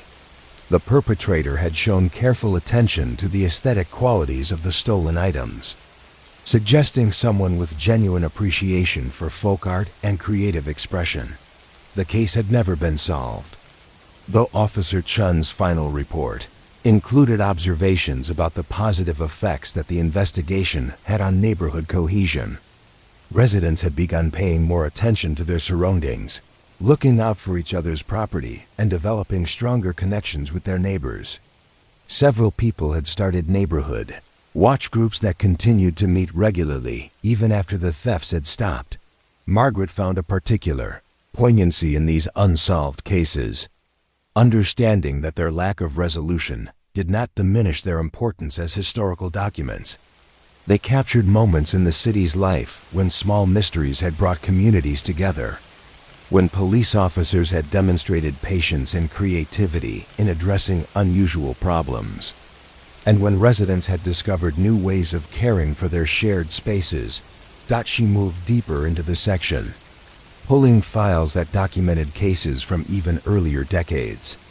The filing system in this area reflected the evolution of police record keeping over time, with handwritten reports from the 1960s filed alongside the first generation of typewritten documents, creating a visual timeline of how law enforcement had adapted to new technologies while maintaining the same fundamental commitment to thorough documentation. 1. File that caught her attention dealt with a case from 1975 involving a series of mysterious phone calls that had been received by residents throughout the Elm Street neighborhood. The calls had always come during the early evening hours, with an elderly-sounding voice asking detailed questions about local history, particularly focusing on events that had occurred during the 1940s and 1950s. Detective William Foster, Margaret's uncle who had worked for the department during that era, had investigated what residents had begun calling the history detective. His handwritten reports, filled out on forms that had been redesigned several times since then, documented his patient efforts to understand both the phone calls and the person making them.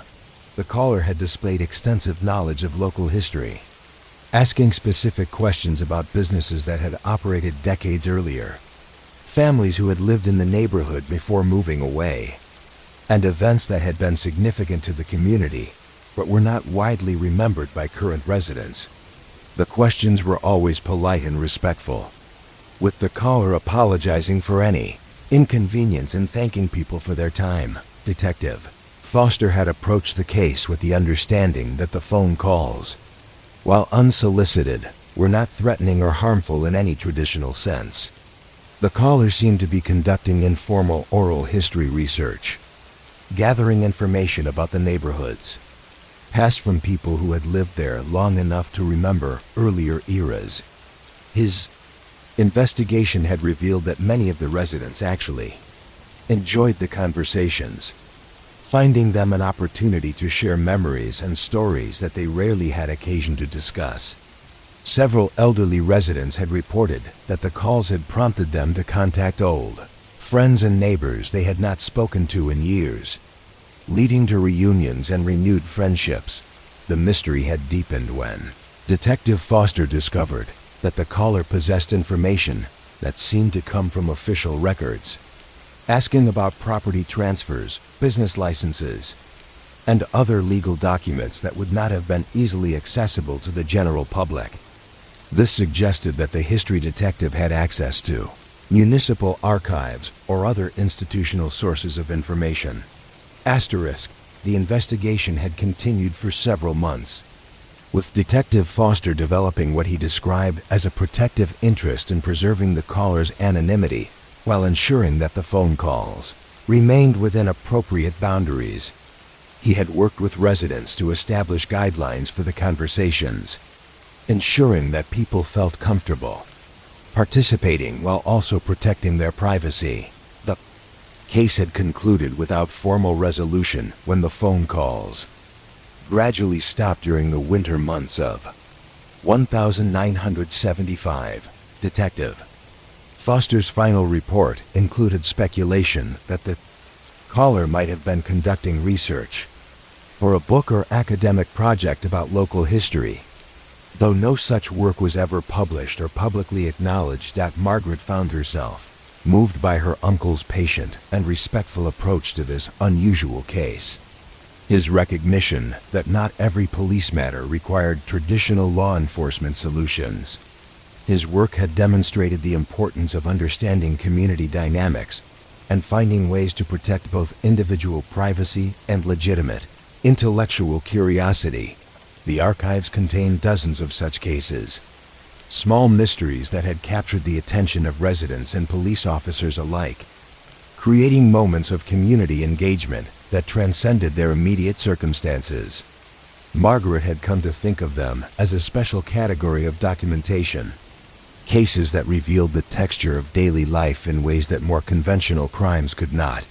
She pulled another file, this one dealing with a case from 1977 involving someone who had been leaving small gifts on the doorsteps of elderly residents throughout the Riverside district. The gifts were always modest but thoughtful, including items like homemade cookies, small potted plants, hand-knitted scarves, and books selected specifically for each recipient's interests. Officer Sandra Martinez had been called to investigate what initially seemed like a case of trespassing or harassment, but her reports quickly revealed that the gift-giving was being received as a positive community service rather than a criminal activity. Recipients had been delighted by the thoughtfulness of the gifts and the obvious care that had gone into selecting items appropriate for their individual needs and interests. Investigation had taken an unusual turn when Officer Martinez discovered that the gift giver seemed to have detailed knowledge of each recipient's circumstances, providing warm clothing for people who had difficulty heating their homes, offering nutritious food to those who were struggling with health problems, and selecting books and magazines that matched specific hobbies and interests. This level of personalization suggested that the gift giver was someone who knew the neighborhood well and had been observing residents carefully enough to understand their individual situations. However, None of the recipients recognized the handwriting on the cards that accompanied the gifts, and no one had ever seen the person making the deliveries. Officer Martinez had approached the case with sensitivity to the positive effects that the gift giving was having on the community, working to ensure that the deliveries could continue safely while also protecting the privacy of both the giver and the recipients. Her reports documented her efforts to understand the motivations behind the gifts without compromising the anonymous nature that seemed to be important to the person providing them. The case had been complicated by the discovery that several of the recipients were elderly people who lived alone and had limited social connections. The gifts had provided not just material assistance, but also emotional support, giving these residents a sense that someone in the community cared about their well-being and was paying attention to their needs. Officer Martinez had worked with social service agencies to ensure that the elderly recipients were receiving appropriate support through official channels, using the gift-giving incidents as opportunities to connect isolated residents with resources and services that could provide ongoing assistance. Her approach had transformed a potential criminal investigation into a community outreach effort.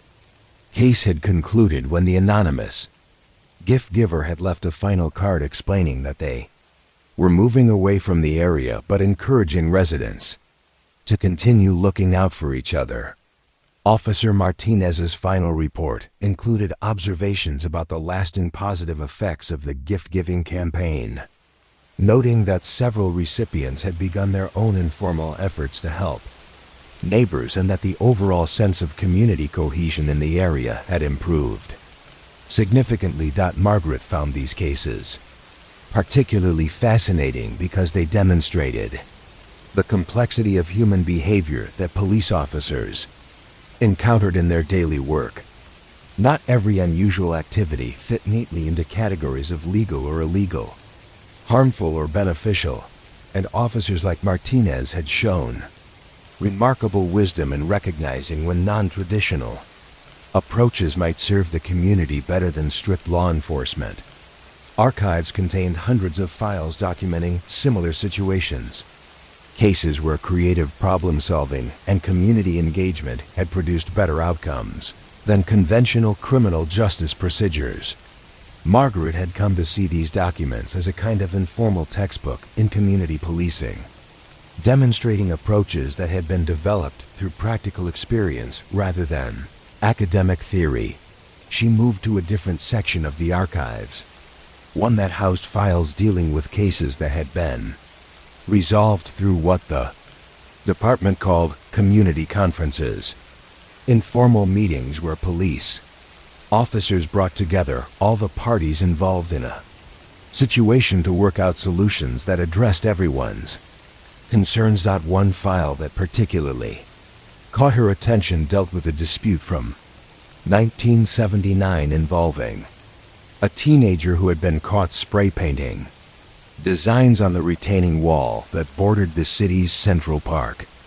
The teenager, whose name was redacted in the file copies that Margaret was reading, had been creating elaborate murals that demonstrated considerable artistic talent, but violated city ordinances about defacing public property. Detective Robert Hayes had been assigned to the case, and his reports documented his decision to organize a community conference rather than simply processing the teenager through the juvenile justice system. The conference had included the teenager and his parents, representatives from the city's parks department, local business owners who were concerned about vandalism, and several community members who had expressed appreciation for the artistic quality of the murals. The discussion had revealed that the teenager was a serious art student who had been using the retaining wall as a canvas because he lacked access to appropriate spaces for creating large-scale works. Local business owners had been initially opposed to any public art that might encourage additional vandalism, but they had been impressed by the sophistication and beauty of the teenagers' work. The community conference had produced a solution that addressed everyone's concerns while providing the teenager with legal opportunities to develop his artistic skills. The city had agreed to designate a section of the retaining wall as a legal mural space, with the teenager serving as the first artist in residence and taking responsibility for maintaining the area and coordinating with future artists who wanted to contribute to the project. Local businesses had agreed to sponsor the mural project by providing art supplies and small stipends for participating artists, while the Parks Department had developed guidelines for maintaining the artistic installations as permanent features of the public space. The teenager had become the coordinator of what eventually became an ongoing public art program that attracted artists from throughout the region. Detective Hayes's final report included photographs of the completed mural project, showing how the retaining wall had been transformed from a blank concrete barrier into a vibrant display of community creativity. The project had continued for several years, with new artists adding to the installation while maintaining the high standards of artistic quality that had characterized the original work. Margaret found herself impressed by Detective Hayes's recognition that the teenager's artistic activities represented talent and energy that could be channeled in positive directions rather than simply suppressed through traditional criminal justice procedures. His patient work in organizing the community conference had created lasting benefits that extended far beyond the resolution of a single vandalism case. The archives contained numerous files documenting similar community conferences, cases where police officers had brought together diverse groups of people to address problems that affected entire neighborhoods rather than just individual victims and perpetrators. These approaches had required skills that went beyond traditional law enforcement training, including mediation, negotiation, and community organizing. Margaret pulled another file, this one dealing with a case from 1980, involving a dispute between neighbors over a tree that had grown large enough to shade one family's garden while dropping leaves in another family's swimming pool. The dispute had escalated to the point where police were being called regularly to mediate arguments about property boundaries, maintenance responsibilities, and the rights of property owners to modify landscaping that affected their neighbors. Officer Jennifer Kim had been assigned to address what had become known in the department as the Great Tree Dispute, and her reports documented her patient efforts to understand all the perspectives involved in the conflict. The tree was a mature oak that had been planted decades earlier, before either of the current property owners had moved into the neighborhood, and its growth had created problems that no one had anticipated when it was originally planted. The family whose property contained the tree had loved its beauty and the privacy it provided, but they had been unable to afford the regular maintenance that would have prevented it from affecting their neighbor's property. The neighboring family had invested significantly in their garden and swimming pool, and the tree's shade and falling leaves had made it difficult for them to enjoy these outdoor spaces. Officer Kim had organized a series of meetings between the two families, working to help them understand each other's perspectives and identify solutions that would address both families' legitimate concerns. Her reports documented the gradual development of trust and communication between neighbors who had previously been focused only on their own immediate interests. The resolution had involved what Officer Kim described as creative problem solving, with both families contributing to the cost of professional tree trimming that would reduce the shade and leaf problems while preserving the tree's health and beauty. The families had also developed an ongoing maintenance agreement that shared the costs and responsibilities for caring for the tree as a shared community asset. Officer Kim's final report included observations about the broader implications of the tree dispute, noting that many neighborhood conflicts stemmed from changes in circumstances that affected long-standing arrangements between neighbors. Her approach had demonstrated the importance of helping people adapt to changing conditions, rather than simply enforcing rigid interpretations of property rights and legal boundaries. Case file included letters from both families, written several years after the dispute had been resolved, thanking Officer Kim for her patience and wisdom in helping them find a solution that had actually strengthened their relationship as neighbors. Both families had continued to work together on other neighborhood issues, using the communication skills they had developed during the tree dispute to address future challenges.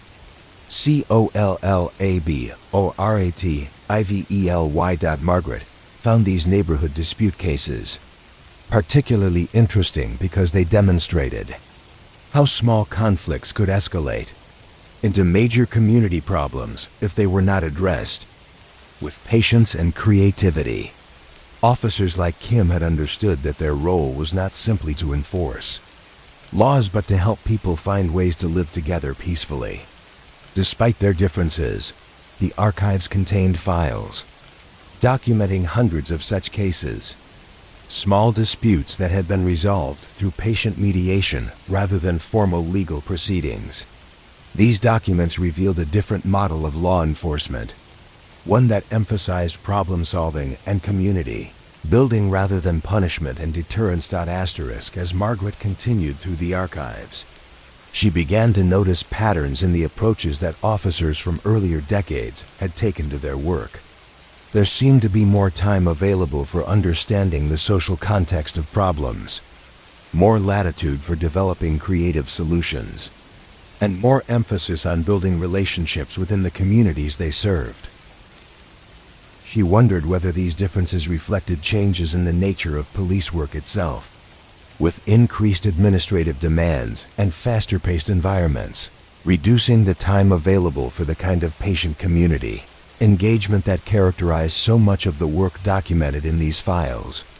The officers whose cases were preserved in these archives had clearly seen themselves as integral parts of the communities they served, with responsibilities that extended beyond traditional law enforcement to include education, mediation, and social support.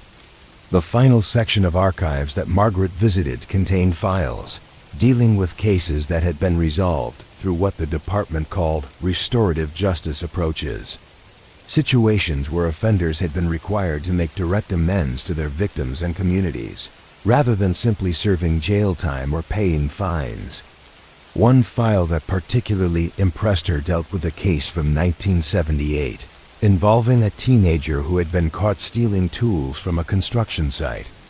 Rather than processing the case through the juvenile court system, Detective Charles Thompson had organized a meeting between the teenager, the construction foreman whose tools had been stolen, and the teenager's parents to develop a plan for making appropriate restitution. The discussion had revealed that the teenager, whose name was redacted in the archived documents, had been planning to use the stolen tools for a woodworking project, but had been unable to afford to purchase them legitimately. The construction foreman had been impressed by the teenager's knowledge of tools and construction techniques, leading to an offer of part-time employment that would allow him to earn money to purchase his own equipment. The restorative justice approach had produced benefits for everyone involved, with the teenager learning valuable job skills while making restitution for his theft, the construction company gaining a reliable part-time employee, and the community avoiding the costs and negative consequences of processing a minor offense through the formal criminal justice system. Detective Thompson's reports documented the teenager's successful completion of his restitution agreement and his continued employment with the construction company throughout his remaining high school years. The case file included a letter from the construction foreman praising the teenager's work ethic and recommending him for a scholarship to a local vocational training program. These restorative justice cases represented a different philosophy of law enforcement, one that emphasized healing and community building rather than punishment and deterrence. The officers who had implemented these approaches had understood that many offenses were symptoms of larger social problems that could be addressed more effectively through community engagement than through traditional criminal justice procedures. Margaret closed the final file and stood quietly in the archives, surrounded by thousands of documents that preserve not just the facts of individual cases, but the wisdom and creativity that dedicated police officers had brought to their work. These files represented a different era of law enforcement, one that had emphasized patience, community engagement, and creative problem-solving. In the stillness of the underground archives, surrounded by the careful documentation of human complexity and community response, Margaret reflected on the valuable lessons contained in these forgotten files. They demonstrated that effective police work often involved understanding people and communities, rather than simply enforcing laws, requiring skills in mediation, social work, and community organizing that went far beyond traditional law enforcement training. The archives would preserve these stories for future generations, holding them in the same careful silence that protected all the other documents that recorded the city's institutional memory. Each file represented not just the resolution of a particular incident, but the ongoing effort to maintain the social fabric that made community life possible. One patient intervention at a time, the Riverside County Courthouse stood like a monument to patience itself. Its limestone walls weathered by decades of seasons, but still solid. Still purposeful in the way that only buildings designed for permanence could be. Senior Court Officer Thomas Mitchell had walked these halls for 28 years, developing an almost mystical understanding of how the building breathed with the rhythms of justice, how different rooms held different qualities of silence, how the very architecture seemed designed to encourage reflection and careful deliberation. On this particular Thursday evening in early December, the courthouse had settled into its deepest quiet, the kind of stillness that came only after the last attorney had gathered their papers, the last clerk had locked their files, and the last security check had been completed. The building held this silence like a sacred trust, preserving the space where countless human dramas had been carefully weighed and resolved according to principles that stretched back through centuries of legal tradition. Mitchell moved slowly through the main corridor, his soft-soled shoes making barely a whisper against the polished marble floors that had been worn smooth by generations of visitors, witnesses, defendants, and court officials. The corridor stretched before him in perfect symmetry, with high ceilings that created an acoustic environment where every sound was absorbed and transformed, where voices naturally lowered to match the gravity of the proceedings that took place within these walls. The courtrooms themselves stood ready for tomorrow's sessions, each one arranged with the precise geometry that had been developed over centuries to ensure that justice could be administered with appropriate dignity and fairness. Judge Morrison's courtroom, the largest in the building, contained oak furnishings that had been crafted by local artisans in the 1940s, each piece designed to last for generations and to convey the timeless nature of the legal principles being applied within this space. Mitchell paused at the entrance to courtroom, remembering the cases that had been decided here over the past several months. Not the dramatic criminal trials that captured newspaper headlines, but the steady procession of civil disputes, family court matters, and minor criminal cases that formed the bulk of the court's daily work. These were the proceedings where ordinary people sought resolution for the conflicts and complications that arose in the course of daily life, where the abstract principles of law were applied to the specific circumstances of individual human experience. The witness stand in courtroom A had heard thousands of testimonies over the decades, each one representing someone's effort to tell their truth as clearly and completely as possible. Mitchell had observed how the formal setting of the courtroom seemed to encourage honesty, how people who might be casual with facts in everyday conversation became careful and precise when speaking under oath in this environment designed to emphasized the importance of accuracy and truthfulness. The jury box, arranged to provide clear sight lines to both the witness stand and the attorney's podium, represented one of the most remarkable innovations in human governance. The idea that ordinary citizens could be trusted to hear evidence carefully and reach fair conclusions about complex disputes. Mitchell had watched hundreds of juries deliberate over the years, always impressed by the seriousness with which people approached their responsibilities as fact-finders and decision-makers. He moved through the courthouses, administrative areas, spaces that were less visible to the public, but equally important to the functioning of the justice system. The clerk's office contained filing systems that preserved the official record of every case that had been heard in the building, creating a comprehensive archive of how legal principles had been applied to specific situations over time. Mrs. Dorothy Chun, the chief clerk, had developed these filing systems with the same attention to detail that characterized all court proceedings, understanding that the preservation of accurate records was essential to ensuring that justice could be administered consistently and fairly. Each case file contained not just the final judgment, but the complete record of how that conclusion had been reached, providing a foundation for appeals and a reference point for similar cases in the future. The probation office, located in the basement level of the courthouse, served as a bridge between the formal proceedings of the courtroom and the practical work of helping people comply with court orders and address the underlying problems that had brought them into contact with the legal system. Probation Officer James Rodriguez had worked in this office for 15 years, developing an understanding of how court-ordered supervision could be most effectively used to support positive changes in people's lives. Mitchell descended the marble staircase to the basement level, feeling the way the building's atmosphere changed as he moved away from the formal courtrooms toward the more utilitarian spaces where the practical work of case management took place.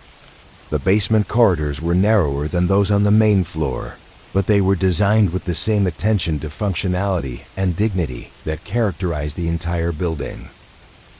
The probation office contained individual meeting rooms where officers conducted their regular check-ins with people who were serving community supervision as an alternative to incarceration. These rooms were furnished simply but comfortably, designed to encourage honest communication while maintaining the professional boundaries that were necessary for effective supervision. Officer Rodriguez had decorated his office with photographs of community service projects that his probationers had completed over the years, visual reminders of the positive contributions that people could make when they were given appropriate support and guidance. The photographs showed groups of people working together to clean up parks, paint community centers, assist elderly residents with yard work, and participate in other activities that benefited the community while providing opportunities for personal growth and skill development. One photograph that particularly caught Mitchell's attention showed a group of young men who had been convicted of vandalism working with a local artist to create a mural on the side of the community center. The project had been designed not just as a form of community service, but as an educational opportunity that taught both artistic skills and respect for public property. The mural had been completed several years earlier, but it remained a source of pride for both the participants and the community members who saw it as a symbol of positive transformation. Another photograph documented a community garden project where people serving probation had worked alongside neighborhood volunteers to create a space that provided fresh vegetables for local families, while also serving as an outdoor classroom for children in the area. The garden had required careful planning and ongoing maintenance, providing participants with opportunities to develop patience, responsibility, and practical skills while contributing to community health and food security. Officer Rodriguez's case files secured in locked cabinets throughout the office, contained detailed documentation of each person's progress through the probation process.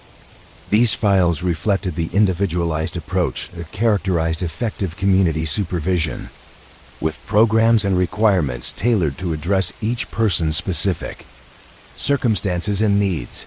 Mitchell had observed how Officer Rodriguez worked with people to develop realistic plans for completing their court-ordered requirements while also addressing underlying issues such as substance abuse, lack of education or job skills, unstable housing, or mental health problems. This approach required patience and creativity, as well as coordination with various community agencies and service providers who could offer specialized assistance. The success stories documented in these case files demonstrated the potential for community supervision to serve as an effective alternative to incarceration, particularly for people whose offenses were related to social and economic problems rather than deep-seated criminal intent. Mitchell had seen how people could transform their lives when they were given appropriate support and held accountable in ways that encouraged personal growth rather than simply punishing past mistakes. He moved through the courthouse's detention areas, spaces that were designed to hold people safely and humanely during the brief periods when they were required to be in custody for court proceedings. The holding cells were small but clean, with basic amenities that reflected the principle that people who had not been convicted of crimes should be treated with dignity even when their freedom was temporarily restricted. Transport corridors that connected the detention areas to the courtrooms were designed to ensure security while also minimizing the psychological impact of being moved through the building in custody. These corridors were wide enough to accommodate the movements of multiple people without creating feelings of claustrophobia, and they were lit with natural light whenever possible to maintain connection with the outside world. Mitchell had observed how the physical design of these spaces could affect people's emotional state and their ability to participate effectively in their own legal proceedings. The courthouse architects had understood that the building itself was a tool of justice, and they had created environments that supported calm reflection, clear thinking, rather than adding to the stress and confusion that people naturally felt when navigating the legal system. The courthouse law library, located on the second floor, provided resources that ensured equal access to legal information regardless of people's ability to hire private attorneys. The library contained not just legal texts and case law, but also practical guides that helped people understand court procedures and their rights within the legal system. Librarian Sarah Martinez had organized these resources with particular attention to the needs of people who were representing themselves in legal proceedings, creating research guides and instructional materials that translated complex legal concepts into language that could be understood by people without specialized training. Her work reflected the democratic principle that justice should be accessible to everyone, not just those who could afford professional legal representation. The library's quiet reading areas provided spaces where people could study their cases carefully, preparing for court appearances with the same thoroughness that professional attorneys brought to their work. Mitchell had observed how the library's peaceful atmosphere seemed to encourage careful thought and preparation, helping people approach their legal challenges with greater confidence and understanding. The family court mediation rooms, located in a separate wing of the building, were designed to facilitate discussions between people who were seeking to resolve disputes about child custody, divorce proceedings, and other family matters without the formal adversarial process of a trial. These rooms were furnished more like comfortable living rooms than traditional legal spaces, with soft lighting and flexible seating arrangements that encouraged open communication.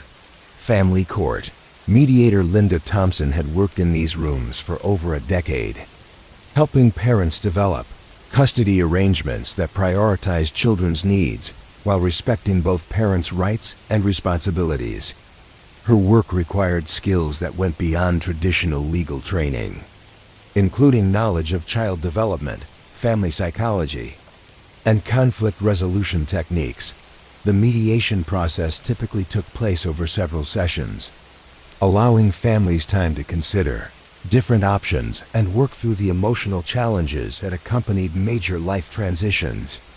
Mitchell had observed how the patient, collaborative approach used in these rooms often produced better outcomes than the more formal adversarial process of trial proceedings, particularly in cases where ongoing relationships between family members needed to be preserved. The courthouse's administrative offices, located on the third floor, housed the staff who managed the complex scheduling and record-keeping requirements that made the court system function efficiently.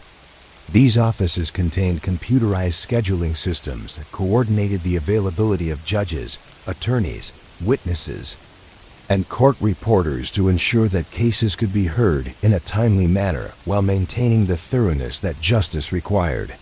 Court Administrator Robert Foster had developed these systems over many years, understanding that efficient case management was essential to ensuring that people's legal matters were resolved without unnecessary delays.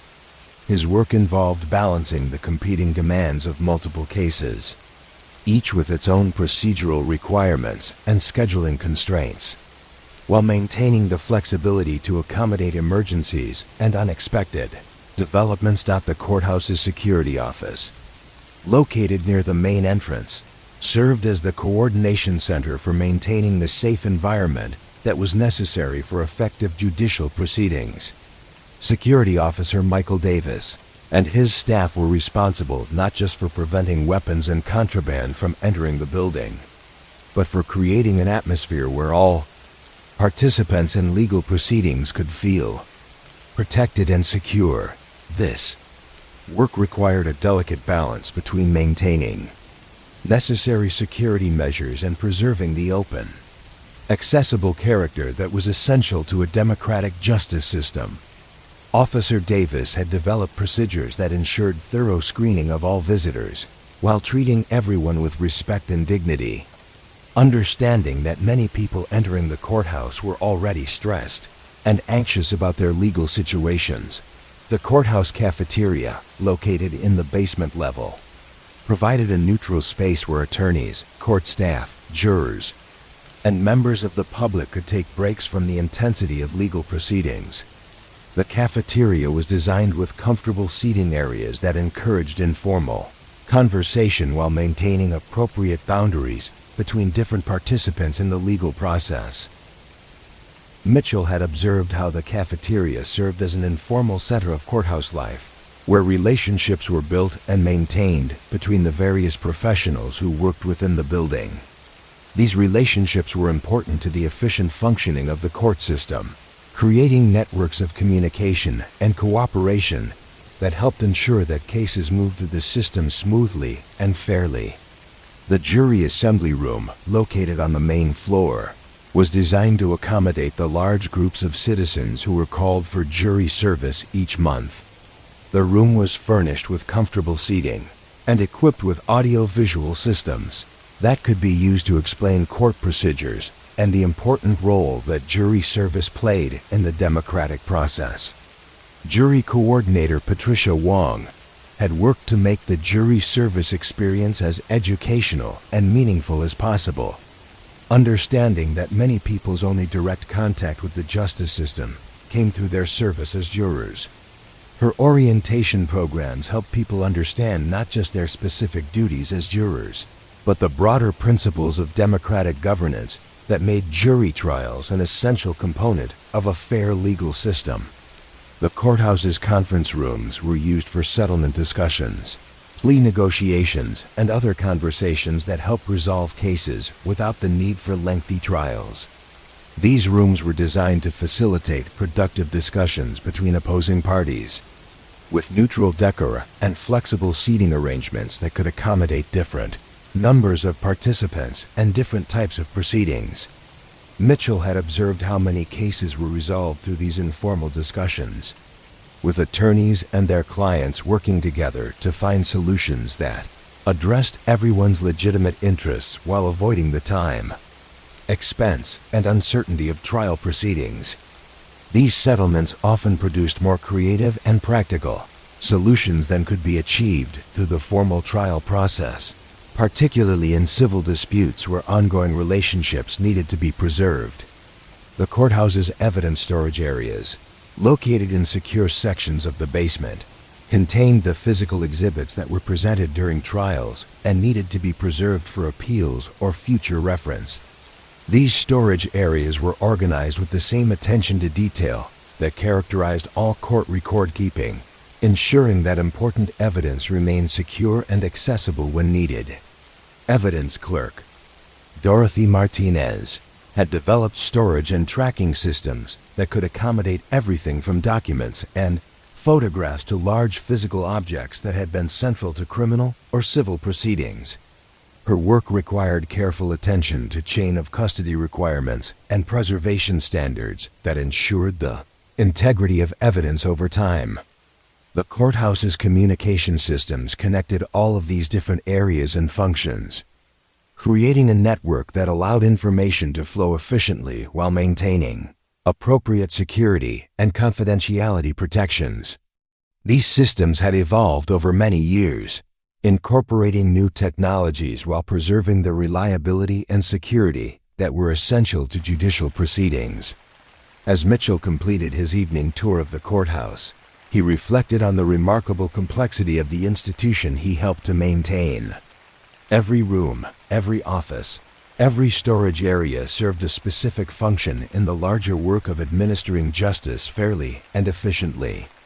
The building itself was a testament to society's commitment to resolving disputes through reasoned deliberation rather than force, to treating all people with dignity regardless of their circumstances, and to preserving the rule of law that made democratic governance possible.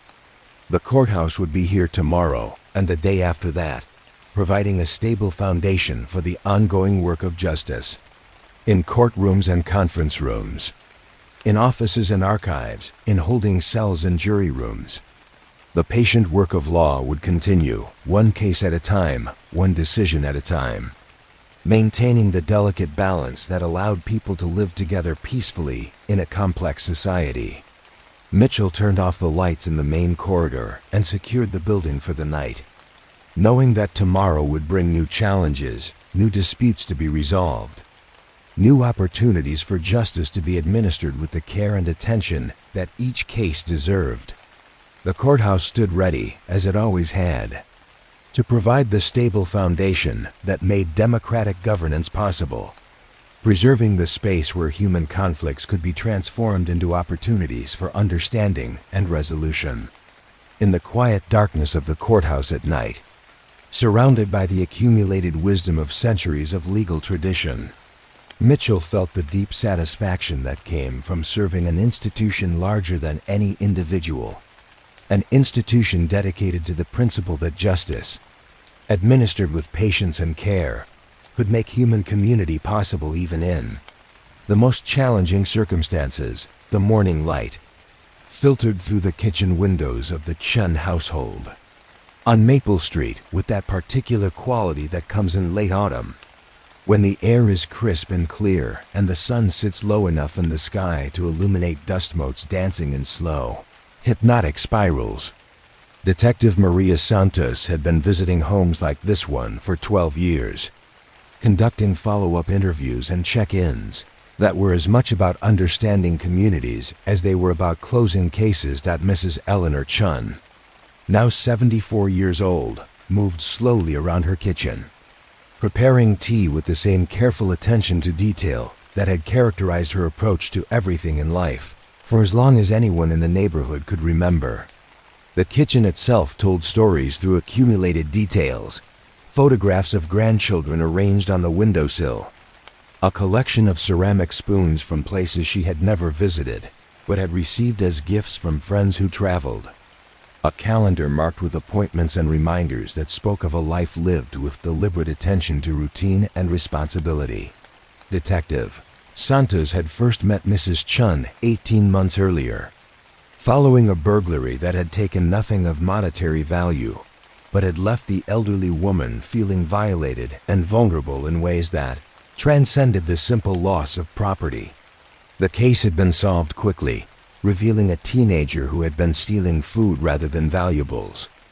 Driven by circumstances that spoke to larger problems of social support and community connection, the resolution of that case had led to something unexpected. An ongoing relationship between Detective Santos and the Maple Street neighborhood that had evolved into a model of community policing that went far beyond traditional law enforcement. Mrs. Chun had become, in many ways, the unofficial coordinator of efforts to create the kind of community where petty crime became unnecessary because people looked out for each other's needs before they became desperate. Detective Santos settled into the chair that had become hers during these monthly visits, accepting the tea that Mrs. Chun prepared with the same ritual precision every time. These visits had originally been intended as routine follow-ups to ensure that Mrs. Chun felt safe and secure in her home, but they had evolved into something more complex and meaningful. Conversations that helped Detective Santos understand how crime affected entire communities and how communities could respond in ways that addressed underlying causes rather than simply reacting to symptoms. Mrs. Chun's living room reflected the accumulated wisdom of someone who had watched her neighborhood change over decades, who had seen families move in and out, children grow up and move away, houses change hands and change character. The furniture was comfortable and well-maintained, arranged to encourage conversation while providing clear sight lines to the street outside, where Mrs. Chun could observe the daily rhythms of her community while maintaining the privacy that was essential to her sense of security. The walls held photographs that told the story of the neighborhood's evolution over time. Pictures of block parties from the 1960s, when most of the residents had been young families with small children. Images of community garden projects from the 1970s, when rising food costs had prompted neighbors to work together on practical solutions. More recent photographs of holiday celebrations and informal gatherings that had become regular features of life on Maple Street. Detective Santos had learned to read these photographs as historical documents, understanding how they revealed the social dynamics that made some neighborhoods more resilient than others in the face of crime and social problems. The images showed patterns of cooperation and mutual support that had developed over time, creating networks of relationships that served as informal safety nets for residents who might otherwise be vulnerable to various forms of victimization.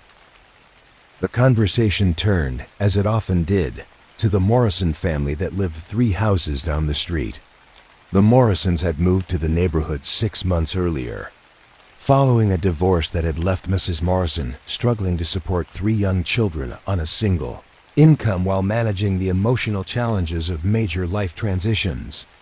The family's arrival had created ripples of concern throughout the neighborhood, not because residents were unwelcoming, but because everyone recognized the signs of a family under stress and wanted to help without overstepping appropriate boundaries. Mrs. Chun had taken the lead in organizing informal support for the Morrison family, coordinating efforts that provided practical assistance while preserving the dignity and independence that were essential to successful community integration.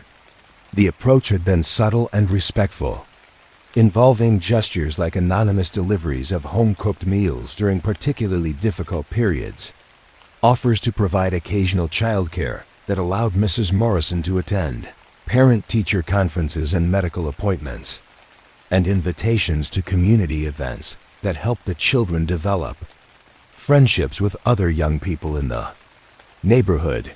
Detective Santos had observed how this kind of community response could serve as a form of crime prevention that was more effective than traditional law enforcement approaches, addressing the social isolation and economic stress that often preceded criminal behavior while building the kinds of relationships that made communities safer for everyone. The Morrisons had not been involved in any criminal activity, but their situation illustrated how social support networks could prevent problems before they required official intervention. The discussion moved to the Thompson family, who lived in the corner house that had been the site of domestic disturbances 6 months earlier. Mr. Thompson had been struggling with unemployment and depression following the closure of the manufacturing plant where he had worked for 15 years, and the stress had created tensions in his marriage that had occasionally escalated to the point where neighbors felt compelled to call police. The traditional law enforcement response to domestic disturbances typically focused on immediate de-escalation and assessment of safety risks, but Detective Santos had worked with the Thompson family to address underlying issues that were contributing to their conflicts. This had involved connecting Mr. Thompson with job training programs and mental health resources while also working with Mrs. Thompson to develop safety plans and support networks that could help her manage difficult situations without relying solely on police intervention.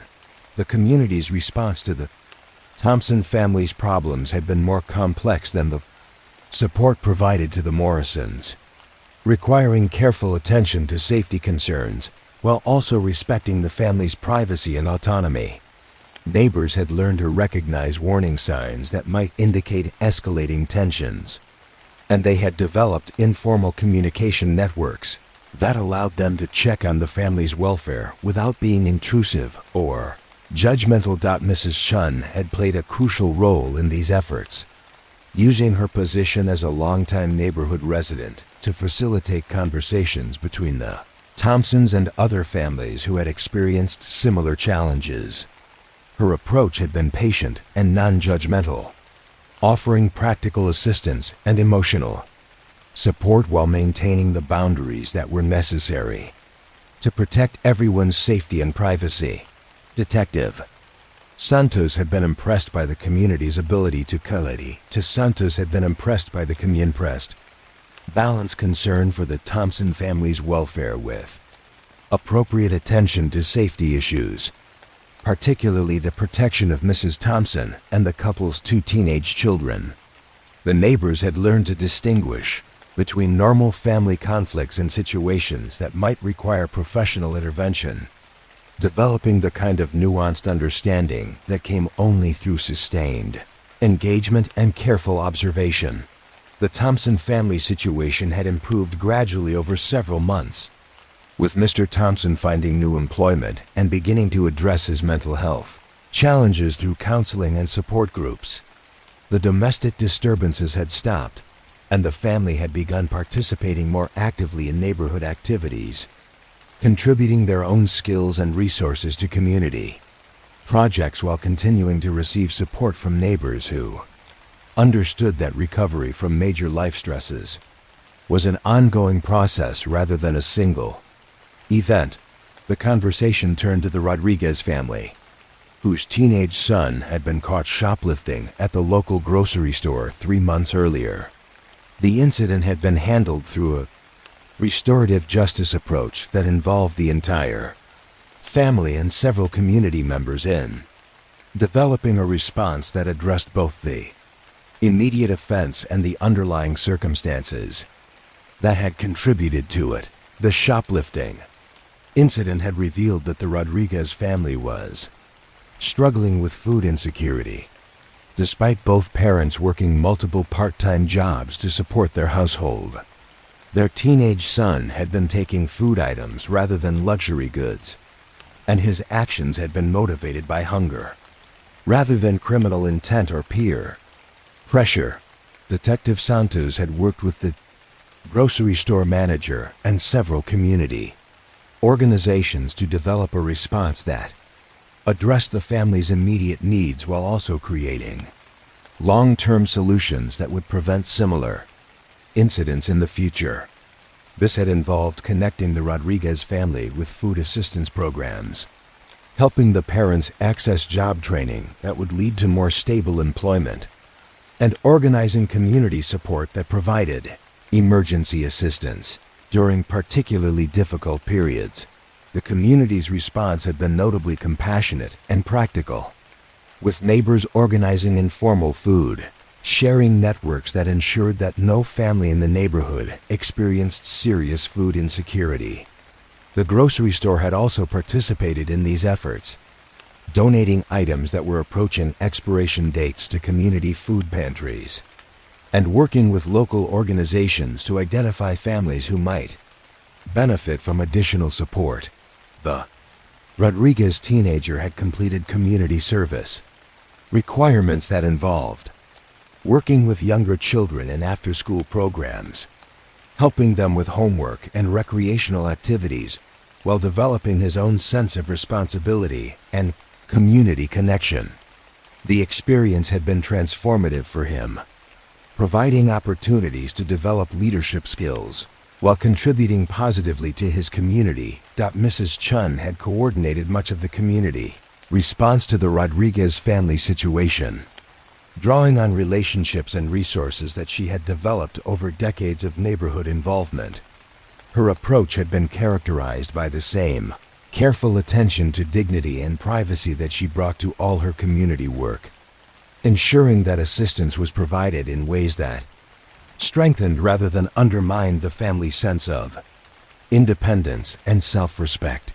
Detective Santos had observed how Mrs. Chin's leadership had helped other neighbors understand their own roles in creating community safety and support, transforming individual concern into collective action that addressed problems before they required formal law enforcement intervention.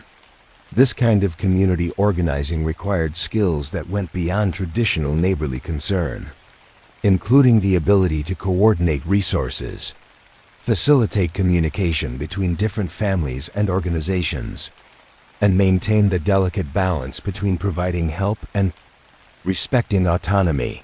The discussion moved to broader patterns that Detective Santos had observed throughout the neighborhood over the past 18 months.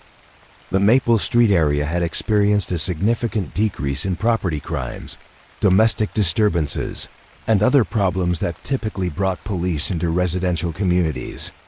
This improvement could not be attributed to any single factor, but rather to the complex web of relationships and support systems that residents had developed through conscious effort and sustained commitment. Neighborhoods' transformation had been gradual and organic, growing out of individual relationships and small acts of mutual assistance, rather than formal programs or official initiatives. Residents had learned to recognize signs of stress or need in their neighbors, and they had developed informal networks of communication and support that allowed them to respond to problems before they became crises. Detective Santos had documented these changes in reports that were being studied by other police departments as examples of effective community policing. But she understood that the success of the Maple Street model depended on factors that could not be easily replicated in other communities. The neighborhood stability, the presence of longtime residents like Mrs. Chun who could provide leadership and continuity, and the relatively manageable scale of the community all contributed to outcomes that might be difficult to achieve in larger or more transient areas. However, the principles underlying the neighborhood's success could be adapted to different circumstances. The importance of building relationships before crises occurred, the value of addressing underlying social and economic problems rather than simply responding to their symptoms, and the recognition that community safety was ultimately the responsibility of all residents rather than just law enforcement professionals. Mrs. Chun had become something of an informal consultant to Detective Santos and other police officers who were interested in developing community policing approaches in their own jurisdictions. Her insights were based on decades of practical experience in building and maintaining neighborhood relationships, and her advice consistently emphasized the importance of patience, respect, and genuine commitment to understanding each family's unique circumstances and needs. The elderly woman had also become a mentor to younger residents who were interested in taking leadership roles in community organizing.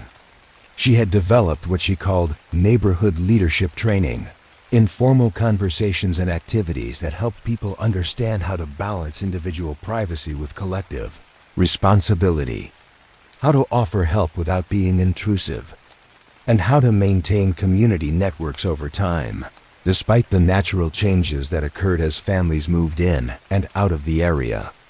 Detective Santos had participated in several of these informal training sessions, learning as much from Mrs. Chun and other experienced residents as she taught them about law enforcement perspectives and resources. These exchanges had helped her understand how community policing could be more effective when it was based on genuine partnership between police officers and residents, rather than simply increased law enforcement presence in neighborhood areas. The conversation turned to future challenges and opportunities that the neighborhood might face.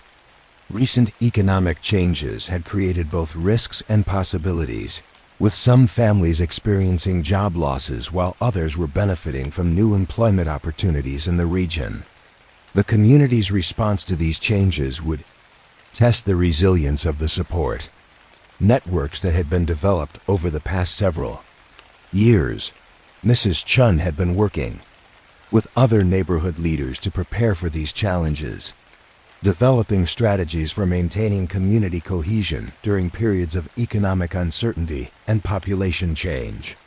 These efforts included strengthening connections with local social service agencies, creating emergency assistance funds that could provide temporary help to families experiencing financial difficulties, and expanding the informal networks of mutual support that had proven so effective in preventing minor problems from becoming major crises.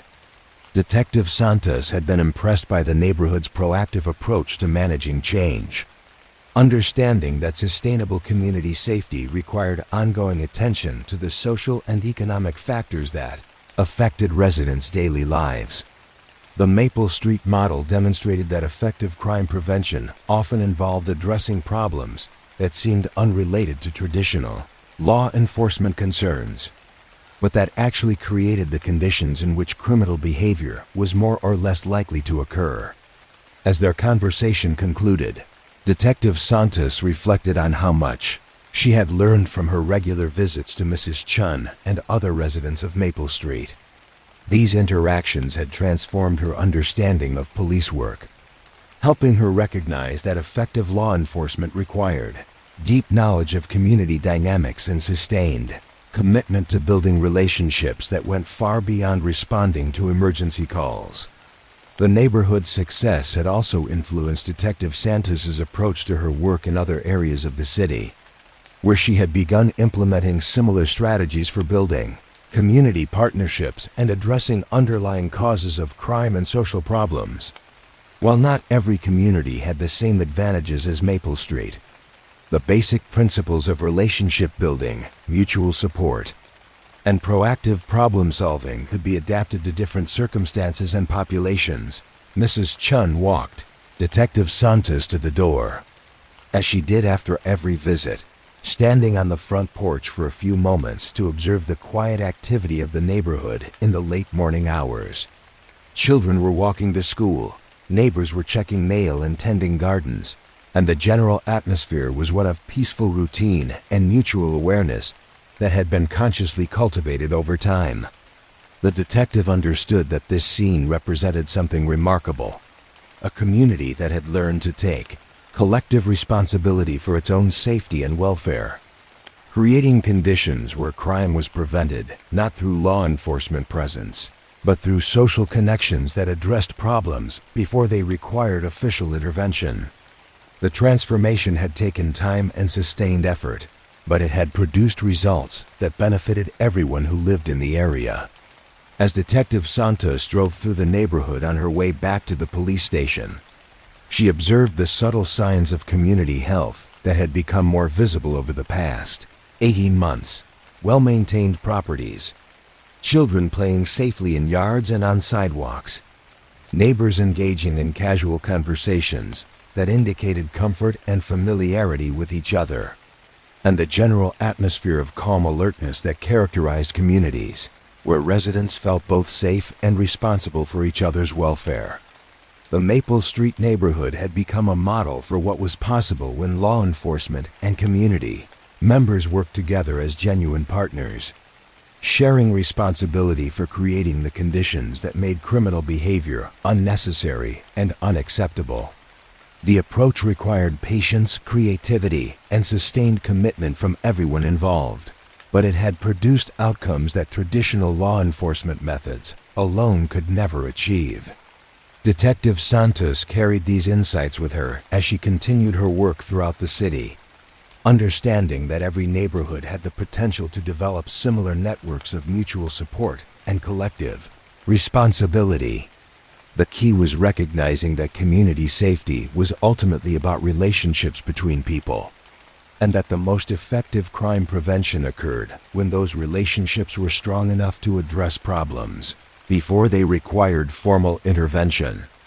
In the quiet streets of Maple Street, where neighbors had learned to care for each other with the same attention they gave to their own families, the work of building community continued, one conversation at a time, one act of mutual support at a time, creating the conditions where human beings could live together safely and peacefully, even in an uncertain world.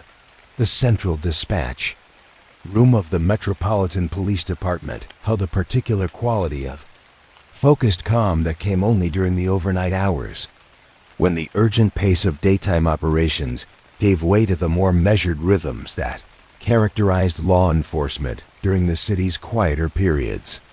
Sergeant Patricia Holloway had worked the night shift for 14 years, developing an almost intuitive understanding of how the city breathed differently in darkness, how problems that seemed urgent during daylight hours often revealed their true nature only in the patient stillness of midnight patrols. The dispatch console stretched across one wall of the room like the control panel of some vast, benevolent machine designed to maintain order through careful attention to detail. Multiple radio channels carried the quiet conversations between patrol officers and their supervisors, a steady murmur of location updates, status reports, and occasional requests for information that created the background soundtrack of police work during hours when most citizens slept peacefully in their homes. Officer Michael Torres sat at his assigned workstation, reviewing case files that had accumulated during the previous shift while monitoring radio traffic for anything that might require his immediate attention. The paperwork represented the less visible but equally important aspects of police work: follow-up reports on cases that were moving through the court system, administrative updates that ensured proper coordination between different departments, and routine correspondence with other agencies that shared responsibility for maintaining public safety. The coffee pot in the break room had been brewing fresh cups every 2 hours since the shift began at 11 o'clock, providing the steady caffeine supply that helped officers maintain alertness during the long hours between sunset and dawn. The break room itself was furnished with comfortable chairs and reading materials that reflected the diverse interests of the officers who used the space. During quiet moments between calls, Officer Torres had brought a book about community policing techniques, part of his ongoing professional development that he pursued during the slower periods that characterized night shift work. The book discussed approaches to law enforcement that emphasized prevention and relationship building, rather than simply responding to crimes after they had occurred. Ideas that Torres had been implementing in his own work with increasing success over the past several months. The first call of the evening came at 11:47 p.m. A routine welfare check requested by a woman who was concerned about her elderly neighbor, Mrs. Patterson on Elm Street, had not seen Mr. Kowalski all day, which was unusual because the retired teacher typically spent time in his front yard each evening, tending to the small garden that had become his primary hobby since his wife's death 2 years earlier. Officer Torres responded to the call with the patient thoroughness that characterized his approach to all police work, understanding that welfare checks often revealed complex situations that required careful assessment and appropriate resources rather than quick solutions. He knocked gently on Mr. Kowalski's front door, identifying himself clearly and explaining the reason for his visit in terms that conveyed concern rather than alarm. Mr. Kowalski answered the door after several minutes, moving slowly but appearing alert and oriented. He explained that he had been feeling unwell for the past few days and had been resting indoors rather than maintaining his usual routines. Officer Torres conducted a brief assessment of the elderly man's condition, determining that he was not in immediate medical distress but might benefit from a routine checkup with his regular physician. The officer spent additional time talking with Mr. Kowalski about resources that were available to help elderly residents maintain their health and independence, including a local program that provided weekly phone calls to check on seniors who lived alone. Mr. Kowalski expressed interest in the program, and Officer Torres provided contact information while also noting the man's address for future welfare checks if concerns arose again. The interaction concluded with Officer Torres checking Mr. Kowalski's home security, ensuring that doors and windows were properly locked and that the elderly man felt safe and comfortable. He also spoke briefly with Mrs. Patterson, thanking her for her concern and explaining how neighbors could effectively look out for each other while respecting privacy and independence. Back at the station, Officer Torres completed a detailed report of the welfare check, documenting not just the immediate outcome, but also the resources that had been provided and the follow-up actions that might be appropriate. These reports served as valuable records for future reference, helping other officers understand the ongoing needs of elderly residents and the community resources that could address those needs effectively. The radio crackled with another call at 1:23 a.m., this one involving a noise complaint from an apartment complex on the north side of the city. Residents in Building C had reported loud music and voices coming from an apartment on the second floor, continuing well past the time when most people were trying to sleep. Officer Jennifer Kim responded to the call, approaching the situation with the understanding that noise complaints often reflected complex social dynamics rather than simple matters of rule enforcement. She spoke first with the complainants, learning that the noise had been ongoing for several hours, and that previous attempts to address the situation directly with their neighbors had been unsuccessful. Officer Kim then visited the apartment where the party was taking place, finding a group of young adults who were celebrating a birthday but had not realized how their voices and music were carrying to other units in the building. The residents were cooperative and apologetic when they understood that their celebration was disturbing their neighbors, and they immediately agreed to reduce the volume and move their gathering to a more appropriate location.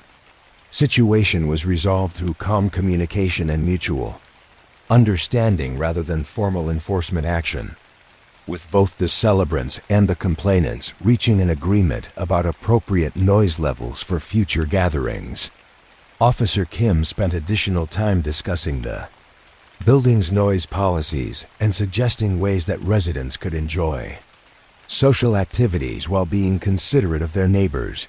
Her report documented the successful resolution of the noise complaint while also noting the positive attitude and cooperation that all parties had shown in addressing the situation. These kinds of informal resolutions often prevented minor conflicts from escalating into more serious problems, building community relationships rather than creating Adversarial dynamics between neighbors. Night continued with a series of routine patrols and administrative tasks that formed the backbone of police work during quiet hours. Officer David Chen conducted building security checks at several commercial properties, ensuring that doors and windows were properly secured and that no signs of attempted break-ins or vandalism were visible. These preventive patrols served as both crime deterrence and community service, providing business owners with confidence that their properties were being monitored. During vulnerable overnight hours, Officer Chun's patrol route included the downtown business district, where he had developed relationships with night security guards and cleaning crews who worked in various office buildings. These informal partnerships created additional eyes and ears that could help identify potential problems before they became serious security issues. During his patrol, Officer Chun encountered a homeless individual who was sleeping in the doorway of a closed retail store. Rather than simply moving the person along, Officer Chun took time to assess the individual's condition and needs. Learning that the man was new to the area and unaware of the homeless shelter and social services that were available locally, Officer Chun provided information about shelter locations and operating hours, as well as contact information for organizations that could help with job placement, medical care, and other services that might help the man improve his situation. He also gave the individual his business card, encouraging him to call if he encountered problems or needed additional assistance navigating local resources. The interaction concluded with Officer Chun helping the man gather his belongings and directing him to the nearest shelter, which still had space available for the night. The officer's report documented the encounter while also noting the individual's name and circumstances for future reference, understanding that effective assistance often required building relationships over time rather than providing one-time interventions. At 3:15 a.m., the dispatch radio carried a call about a possible domestic disturbance on Riverside Drive, where neighbors had reported hearing raised voices and what sounded like furniture being moved around. Officer Lisa Martinez responded to the call, understanding that domestic situations required careful assessment and appropriate safety precautions, while also recognizing that not every family conflict required formal law enforcement intervention. Officer Martinez spoke with the neighbors who had made the report, learning that the sounds had lasted for about 20 minutes before stopping. The neighbors had not heard anything that clearly indicated violence or immediate danger, but they had been concerned enough to call police because similar incidents had occurred several times over the past few months. The officer then approached the residence where the disturbance had reportedly occurred. Speaking with both adults who lived in the apartment, she learned that the couple had been arguing about financial pressures and work schedules, and that their discussion had become heated but had not involved any physical confrontation or threats of violence. Officer Martinez spent time talking with both individuals about resources that were available to help couples manage stress and improve communication, including counseling services and financial planning assistance that were offered through local community organizations. She also provided information about conflict resolution techniques that could help prevent future arguments from escalating to levels that disturbed neighbors or created safety concerns. Couple expressed appreciation for Officer Martinez's patient and non-judgmental approach to their situation, and they agreed to contact the counseling services that she had recommended. The officer's report documented the domestic call while also noting the resources that had been provided and the voluntary agreement that the couple had made to seek additional support. As the night progressed, the radio traffic remained relatively quiet, with most calls involving routine matters that could be resolved through patient communication and appropriate resource referrals. This pattern was typical of night shift work, where officers had more time to address underlying issues that contributed to community problems rather than simply Responding to immediate crises, Officer Sandra Johnson conducted traffic enforcement in areas where late night speeding had been reported by residents, focusing on education and warning rather than citation unless drivers showed clear disregard for safety. Her presence in these areas served as a reminder to drivers about appropriate speed limits, while also providing visible police presence that made residents feel more secure during nighttime hours. During her patrol, Officer Johnson encountered a vehicle that appeared to be disabled on the side of the road, with hazard lights flashing and a driver who seemed to be having mechanical difficulties. She stopped to offer assistance, learning that the driver was a young woman whose car had overheated. While she was returning home from a late work shift, Officer Johnson helped the woman contact a towing service and arranged for her to wait safely in the patrol car while assistance arrived.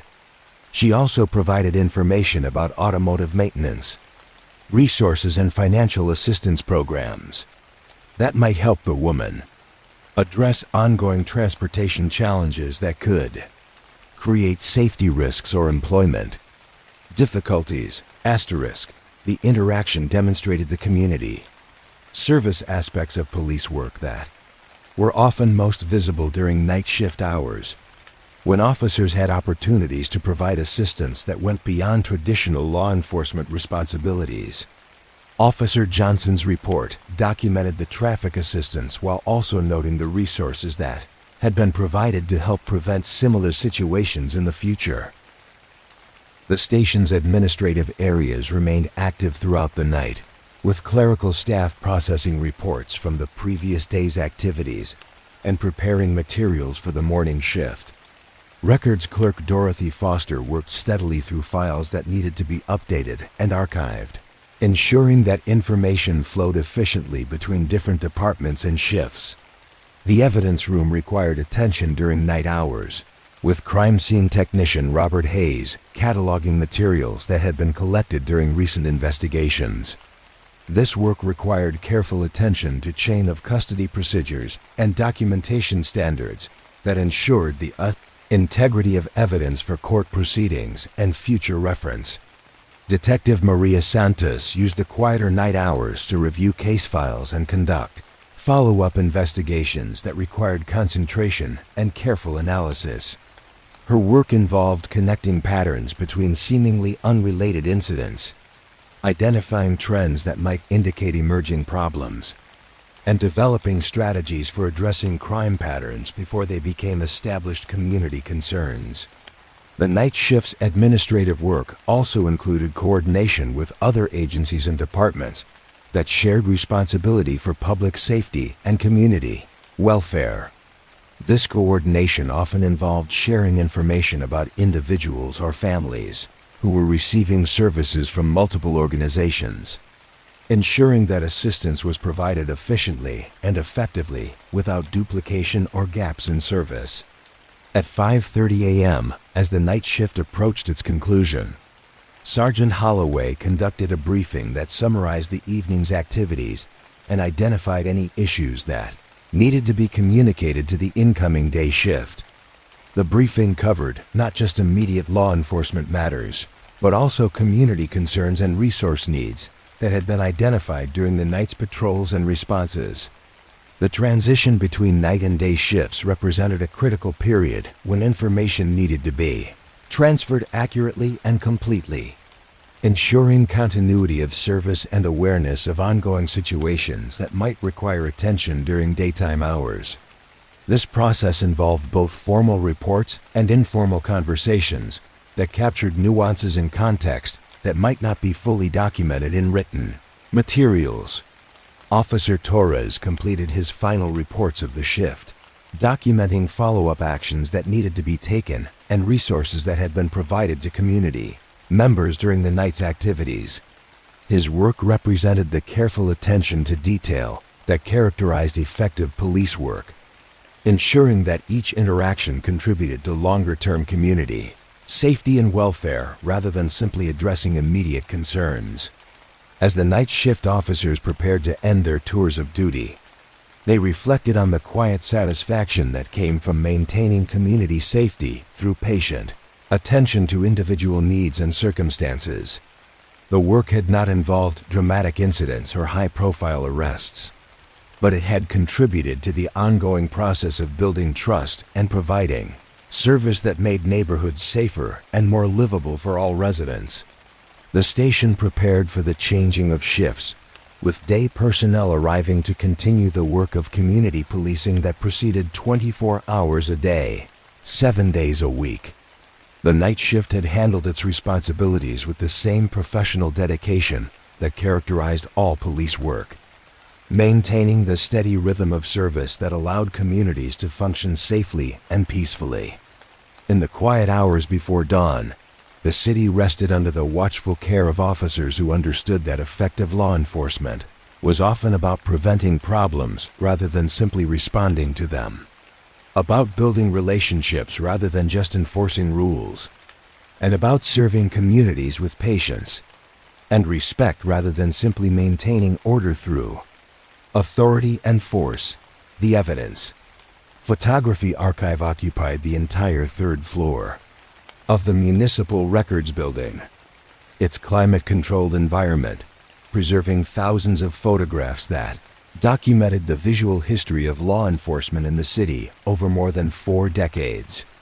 Archivist Helen Morrison had spent the last 18 years organizing and cataloging these images, developing an almost mystical understanding of how photographs could preserve not just evidence of crimes, but entire moments in time, complete with their social context, architectural details, and human emotions frozen in silver halide and chemical baths. The archive was arranged chronologically, with older black and white photographs stored in acid-free boxes and more recent color images filed in protective sleeves that prevented fading and chemical deterioration.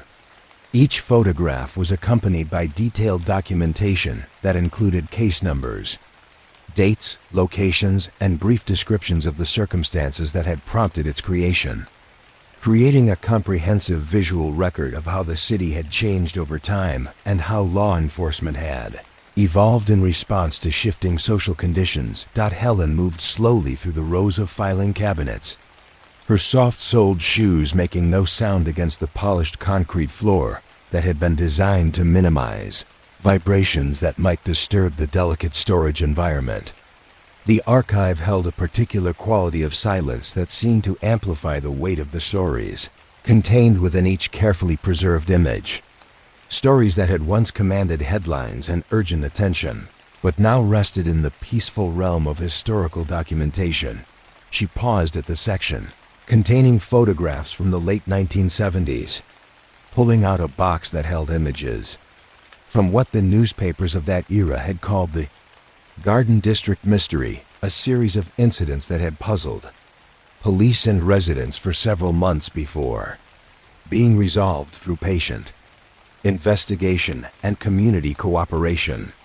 The photographs told the story more completely than any written report could, capturing not just the physical evidence, but the atmosphere of the neighborhoods where the events had unfolded. The first photograph showed a small suburban garden where someone had been rearranging decorative elements during the night, moving garden gnomes and bird baths into elaborate patterns that suggested artistic intent rather than random vandalism. The image, taken during the early morning hours when the arrangements were first discovered, captured the careful attention to aesthetic balance that characterized all of the mysterious garden installations. Detective William Foster had taken this photograph himself, understanding that the visual documentation would be crucial to understanding the pattern of activities that had been occurring throughout the Garden District. His careful composition showed not just the rearranged decorations, but also the surrounding context that helped explain why this particular garden had been selected for the nighttime artistic intervention. The photograph revealed details that written reports could never convey. The way morning sunlight filtered through mature oak trees to illuminate the garden arrangements, The careful attention to symmetry and visual balance that had guided the unknown artist's work, and the peaceful domestic setting that had been transformed into an outdoor gallery without the homeowner's knowledge or permission. Helen examined the photograph through a magnifying glass, noting the technical qualities that made Detective Foster's documentation so valuable for understanding the case. His attention to lighting and composition had created images that served not just as evidence, but as historical documents that captured the character of residential neighborhoods during a particular period in the city's development. The next photograph in the series showed a different garden several blocks away, where the same mysterious artist had created an even more elaborate arrangement using the homeowner's collection of decorative elements. This image revealed the progression of the artist's work over time, showing increased sophistication and ambition in the scale and complexity of the installations. Asterisk. Detective Foster had photographed this second garden from multiple angles, creating a comprehensive visual record that allowed viewers to understand the three-dimensional relationships between different elements in the arrangement. His systematic approach to documentation reflected the methodical patience that characterized police work from that era, when officers had time to explore creative approaches to unusual problems. The photographs also captured the reactions of neighborhood residents who had gathered to observe the mysterious garden arrangements during the early morning hours when they were typically discovered. These images showed the mixture of curiosity, amusement, and mild concern that the incidents had generated within the community, providing insight into the social dynamics that had influenced how the case was investigated and ultimately resolved. Asterisk. Helen found herself particularly drawn to one photograph that showed an elderly woman examining the garden arrangement with obvious delight, her expression revealing the appreciation for beauty and creativity that had made the mysterious installations so intriguing to residents despite their unauthorized nature. This image captured something essential about the case that official reports could never convey: the way that unexpected art could bring joy and wonder into ordinary domestic spaces. The Garden District mystery had been resolved when Detective Foster organized community meetings where residents could discuss the incidents and share observations about any unusual activity they might have noticed. The photographs from these meetings showed neighbors engaged in animated conversations, working together to solve a puzzle that had captured their collective imagination. The final photographs in the series documented the resolution of the case, showing the teenage girl who had been creating the garden arrangements working with permission to install a permanent sculpture in the neighborhood park. These images revealed the transformation of what might have been treated as simple vandalism into an opportunity for community art and creative expression. Helen moved to another section of the archive, selecting photographs from a different case that had been documented during the early 1980s.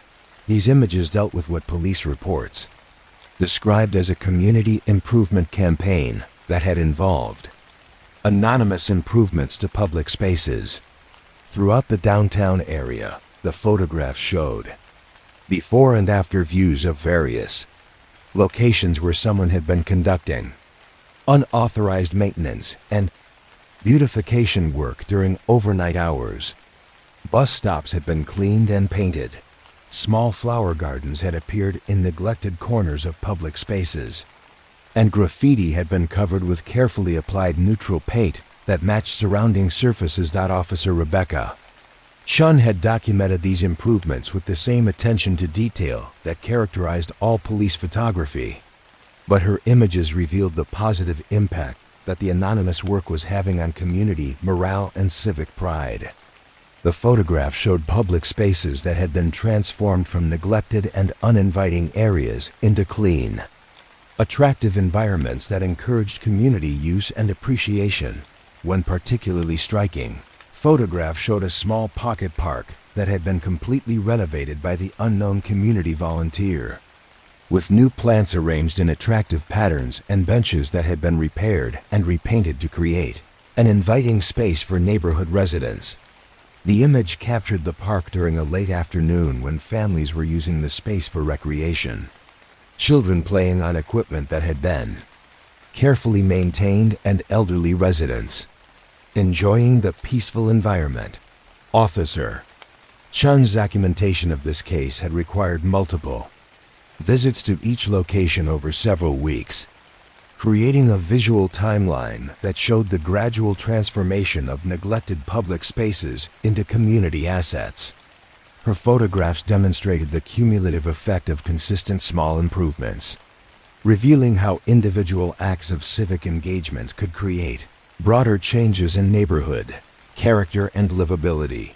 The case had been resolved when the anonymous volunteer had contacted police directly, explaining that she was a retired city employee who had maintained an interest in public spaces and had been using her knowledge of maintenance techniques to address problems that budget constraints prevented the city from addressing promptly.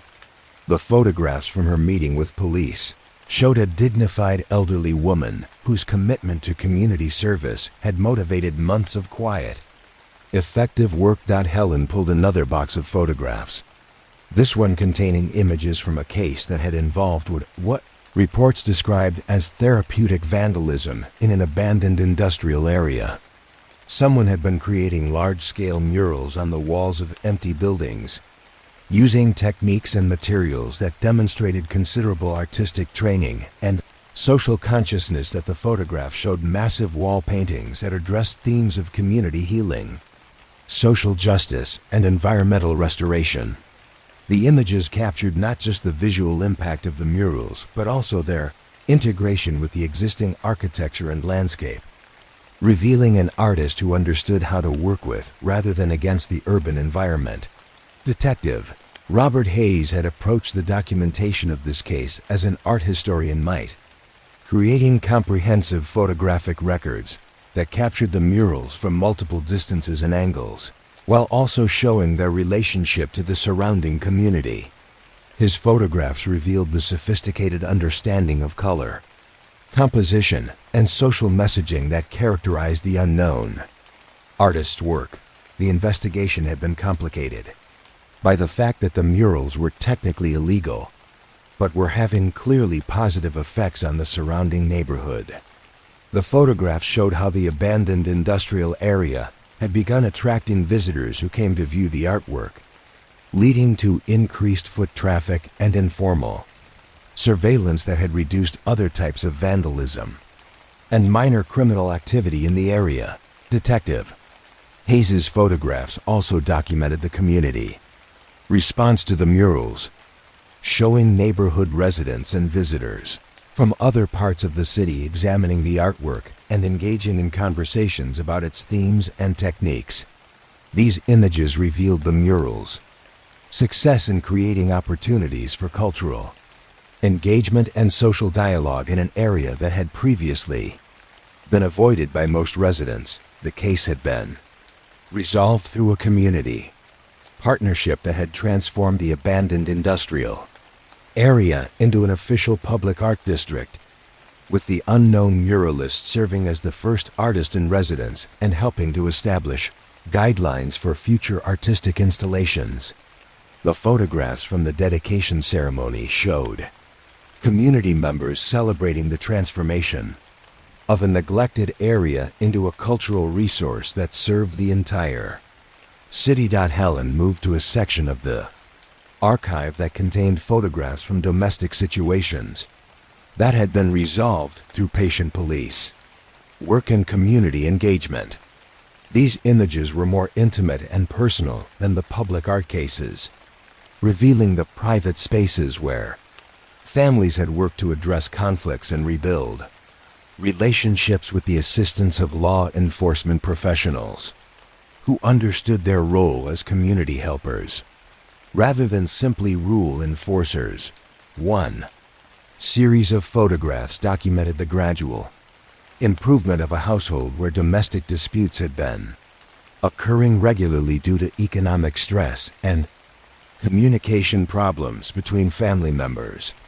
The initial images showed a home environment that reflected the tension and disorganization that had characterized the family's relationships, with spaces that seemed to magnify rather than alleviate the stress that family members were experiencing.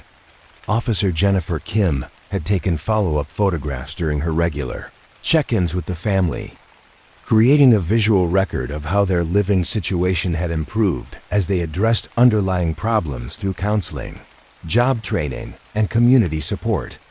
The later images showed the same rooms transformed into peaceful, organized spaces that reflected improved family, relationships, and economic stability. These photographs served as powerful documentation of how police intervention could facilitate positive changes in family dynamics when officers were trained and empowered to address social problems rather than simply responding to their immediate symptoms.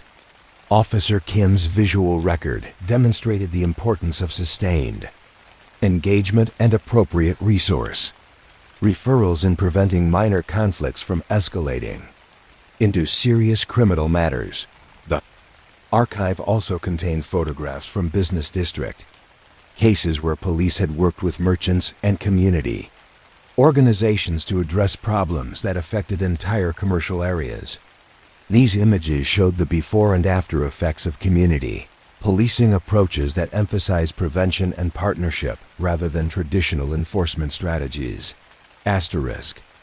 One particularly impressive series documented the transformation of a downtown area where shoplifting and vandalism had been persistent problems.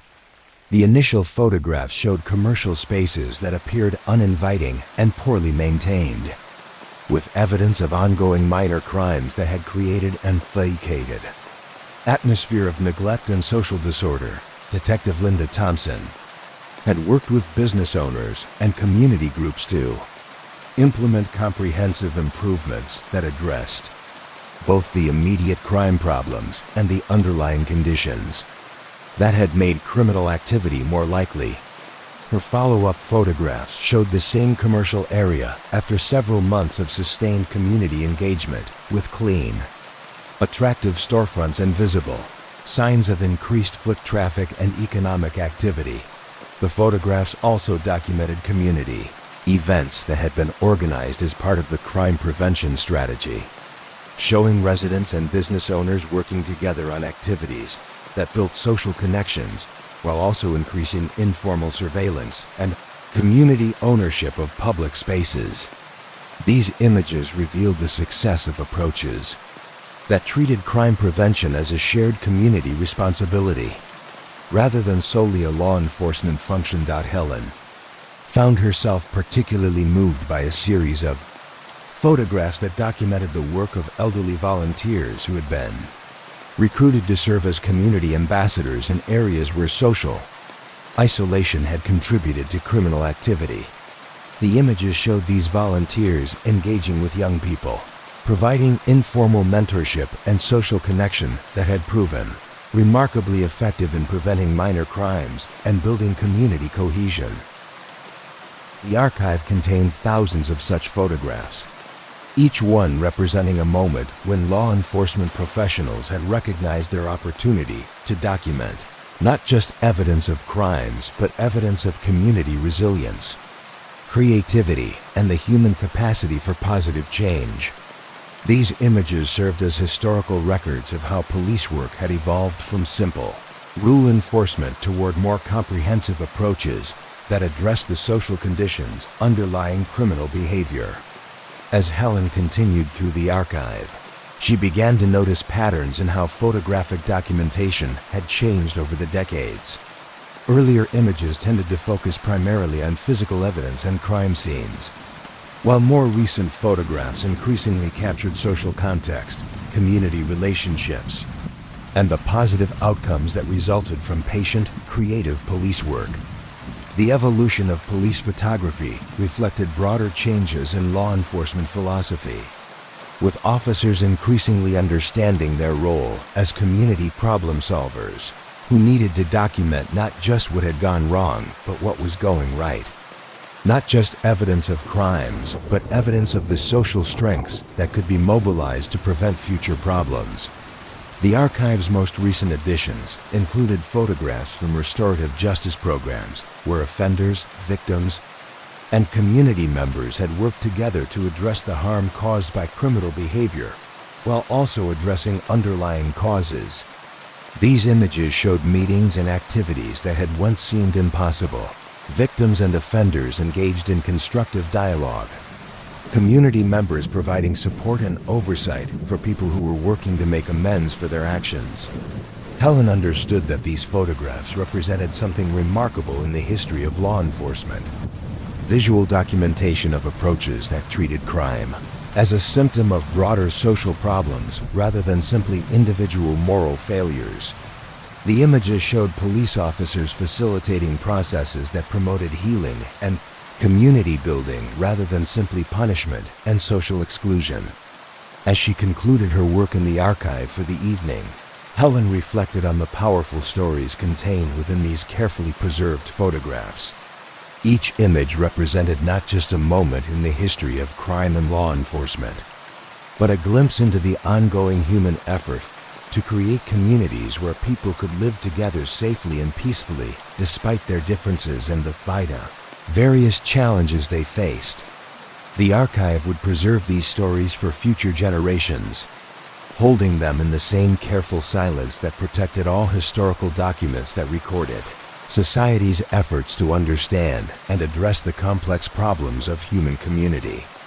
In the quiet darkness of the storage rooms, surrounded by thousands of photographs that captured both human struggles and human resilience, Helen felt the deep satisfaction that came from preserving visual evidence of humanity's capacity for justice, healing, and positive change.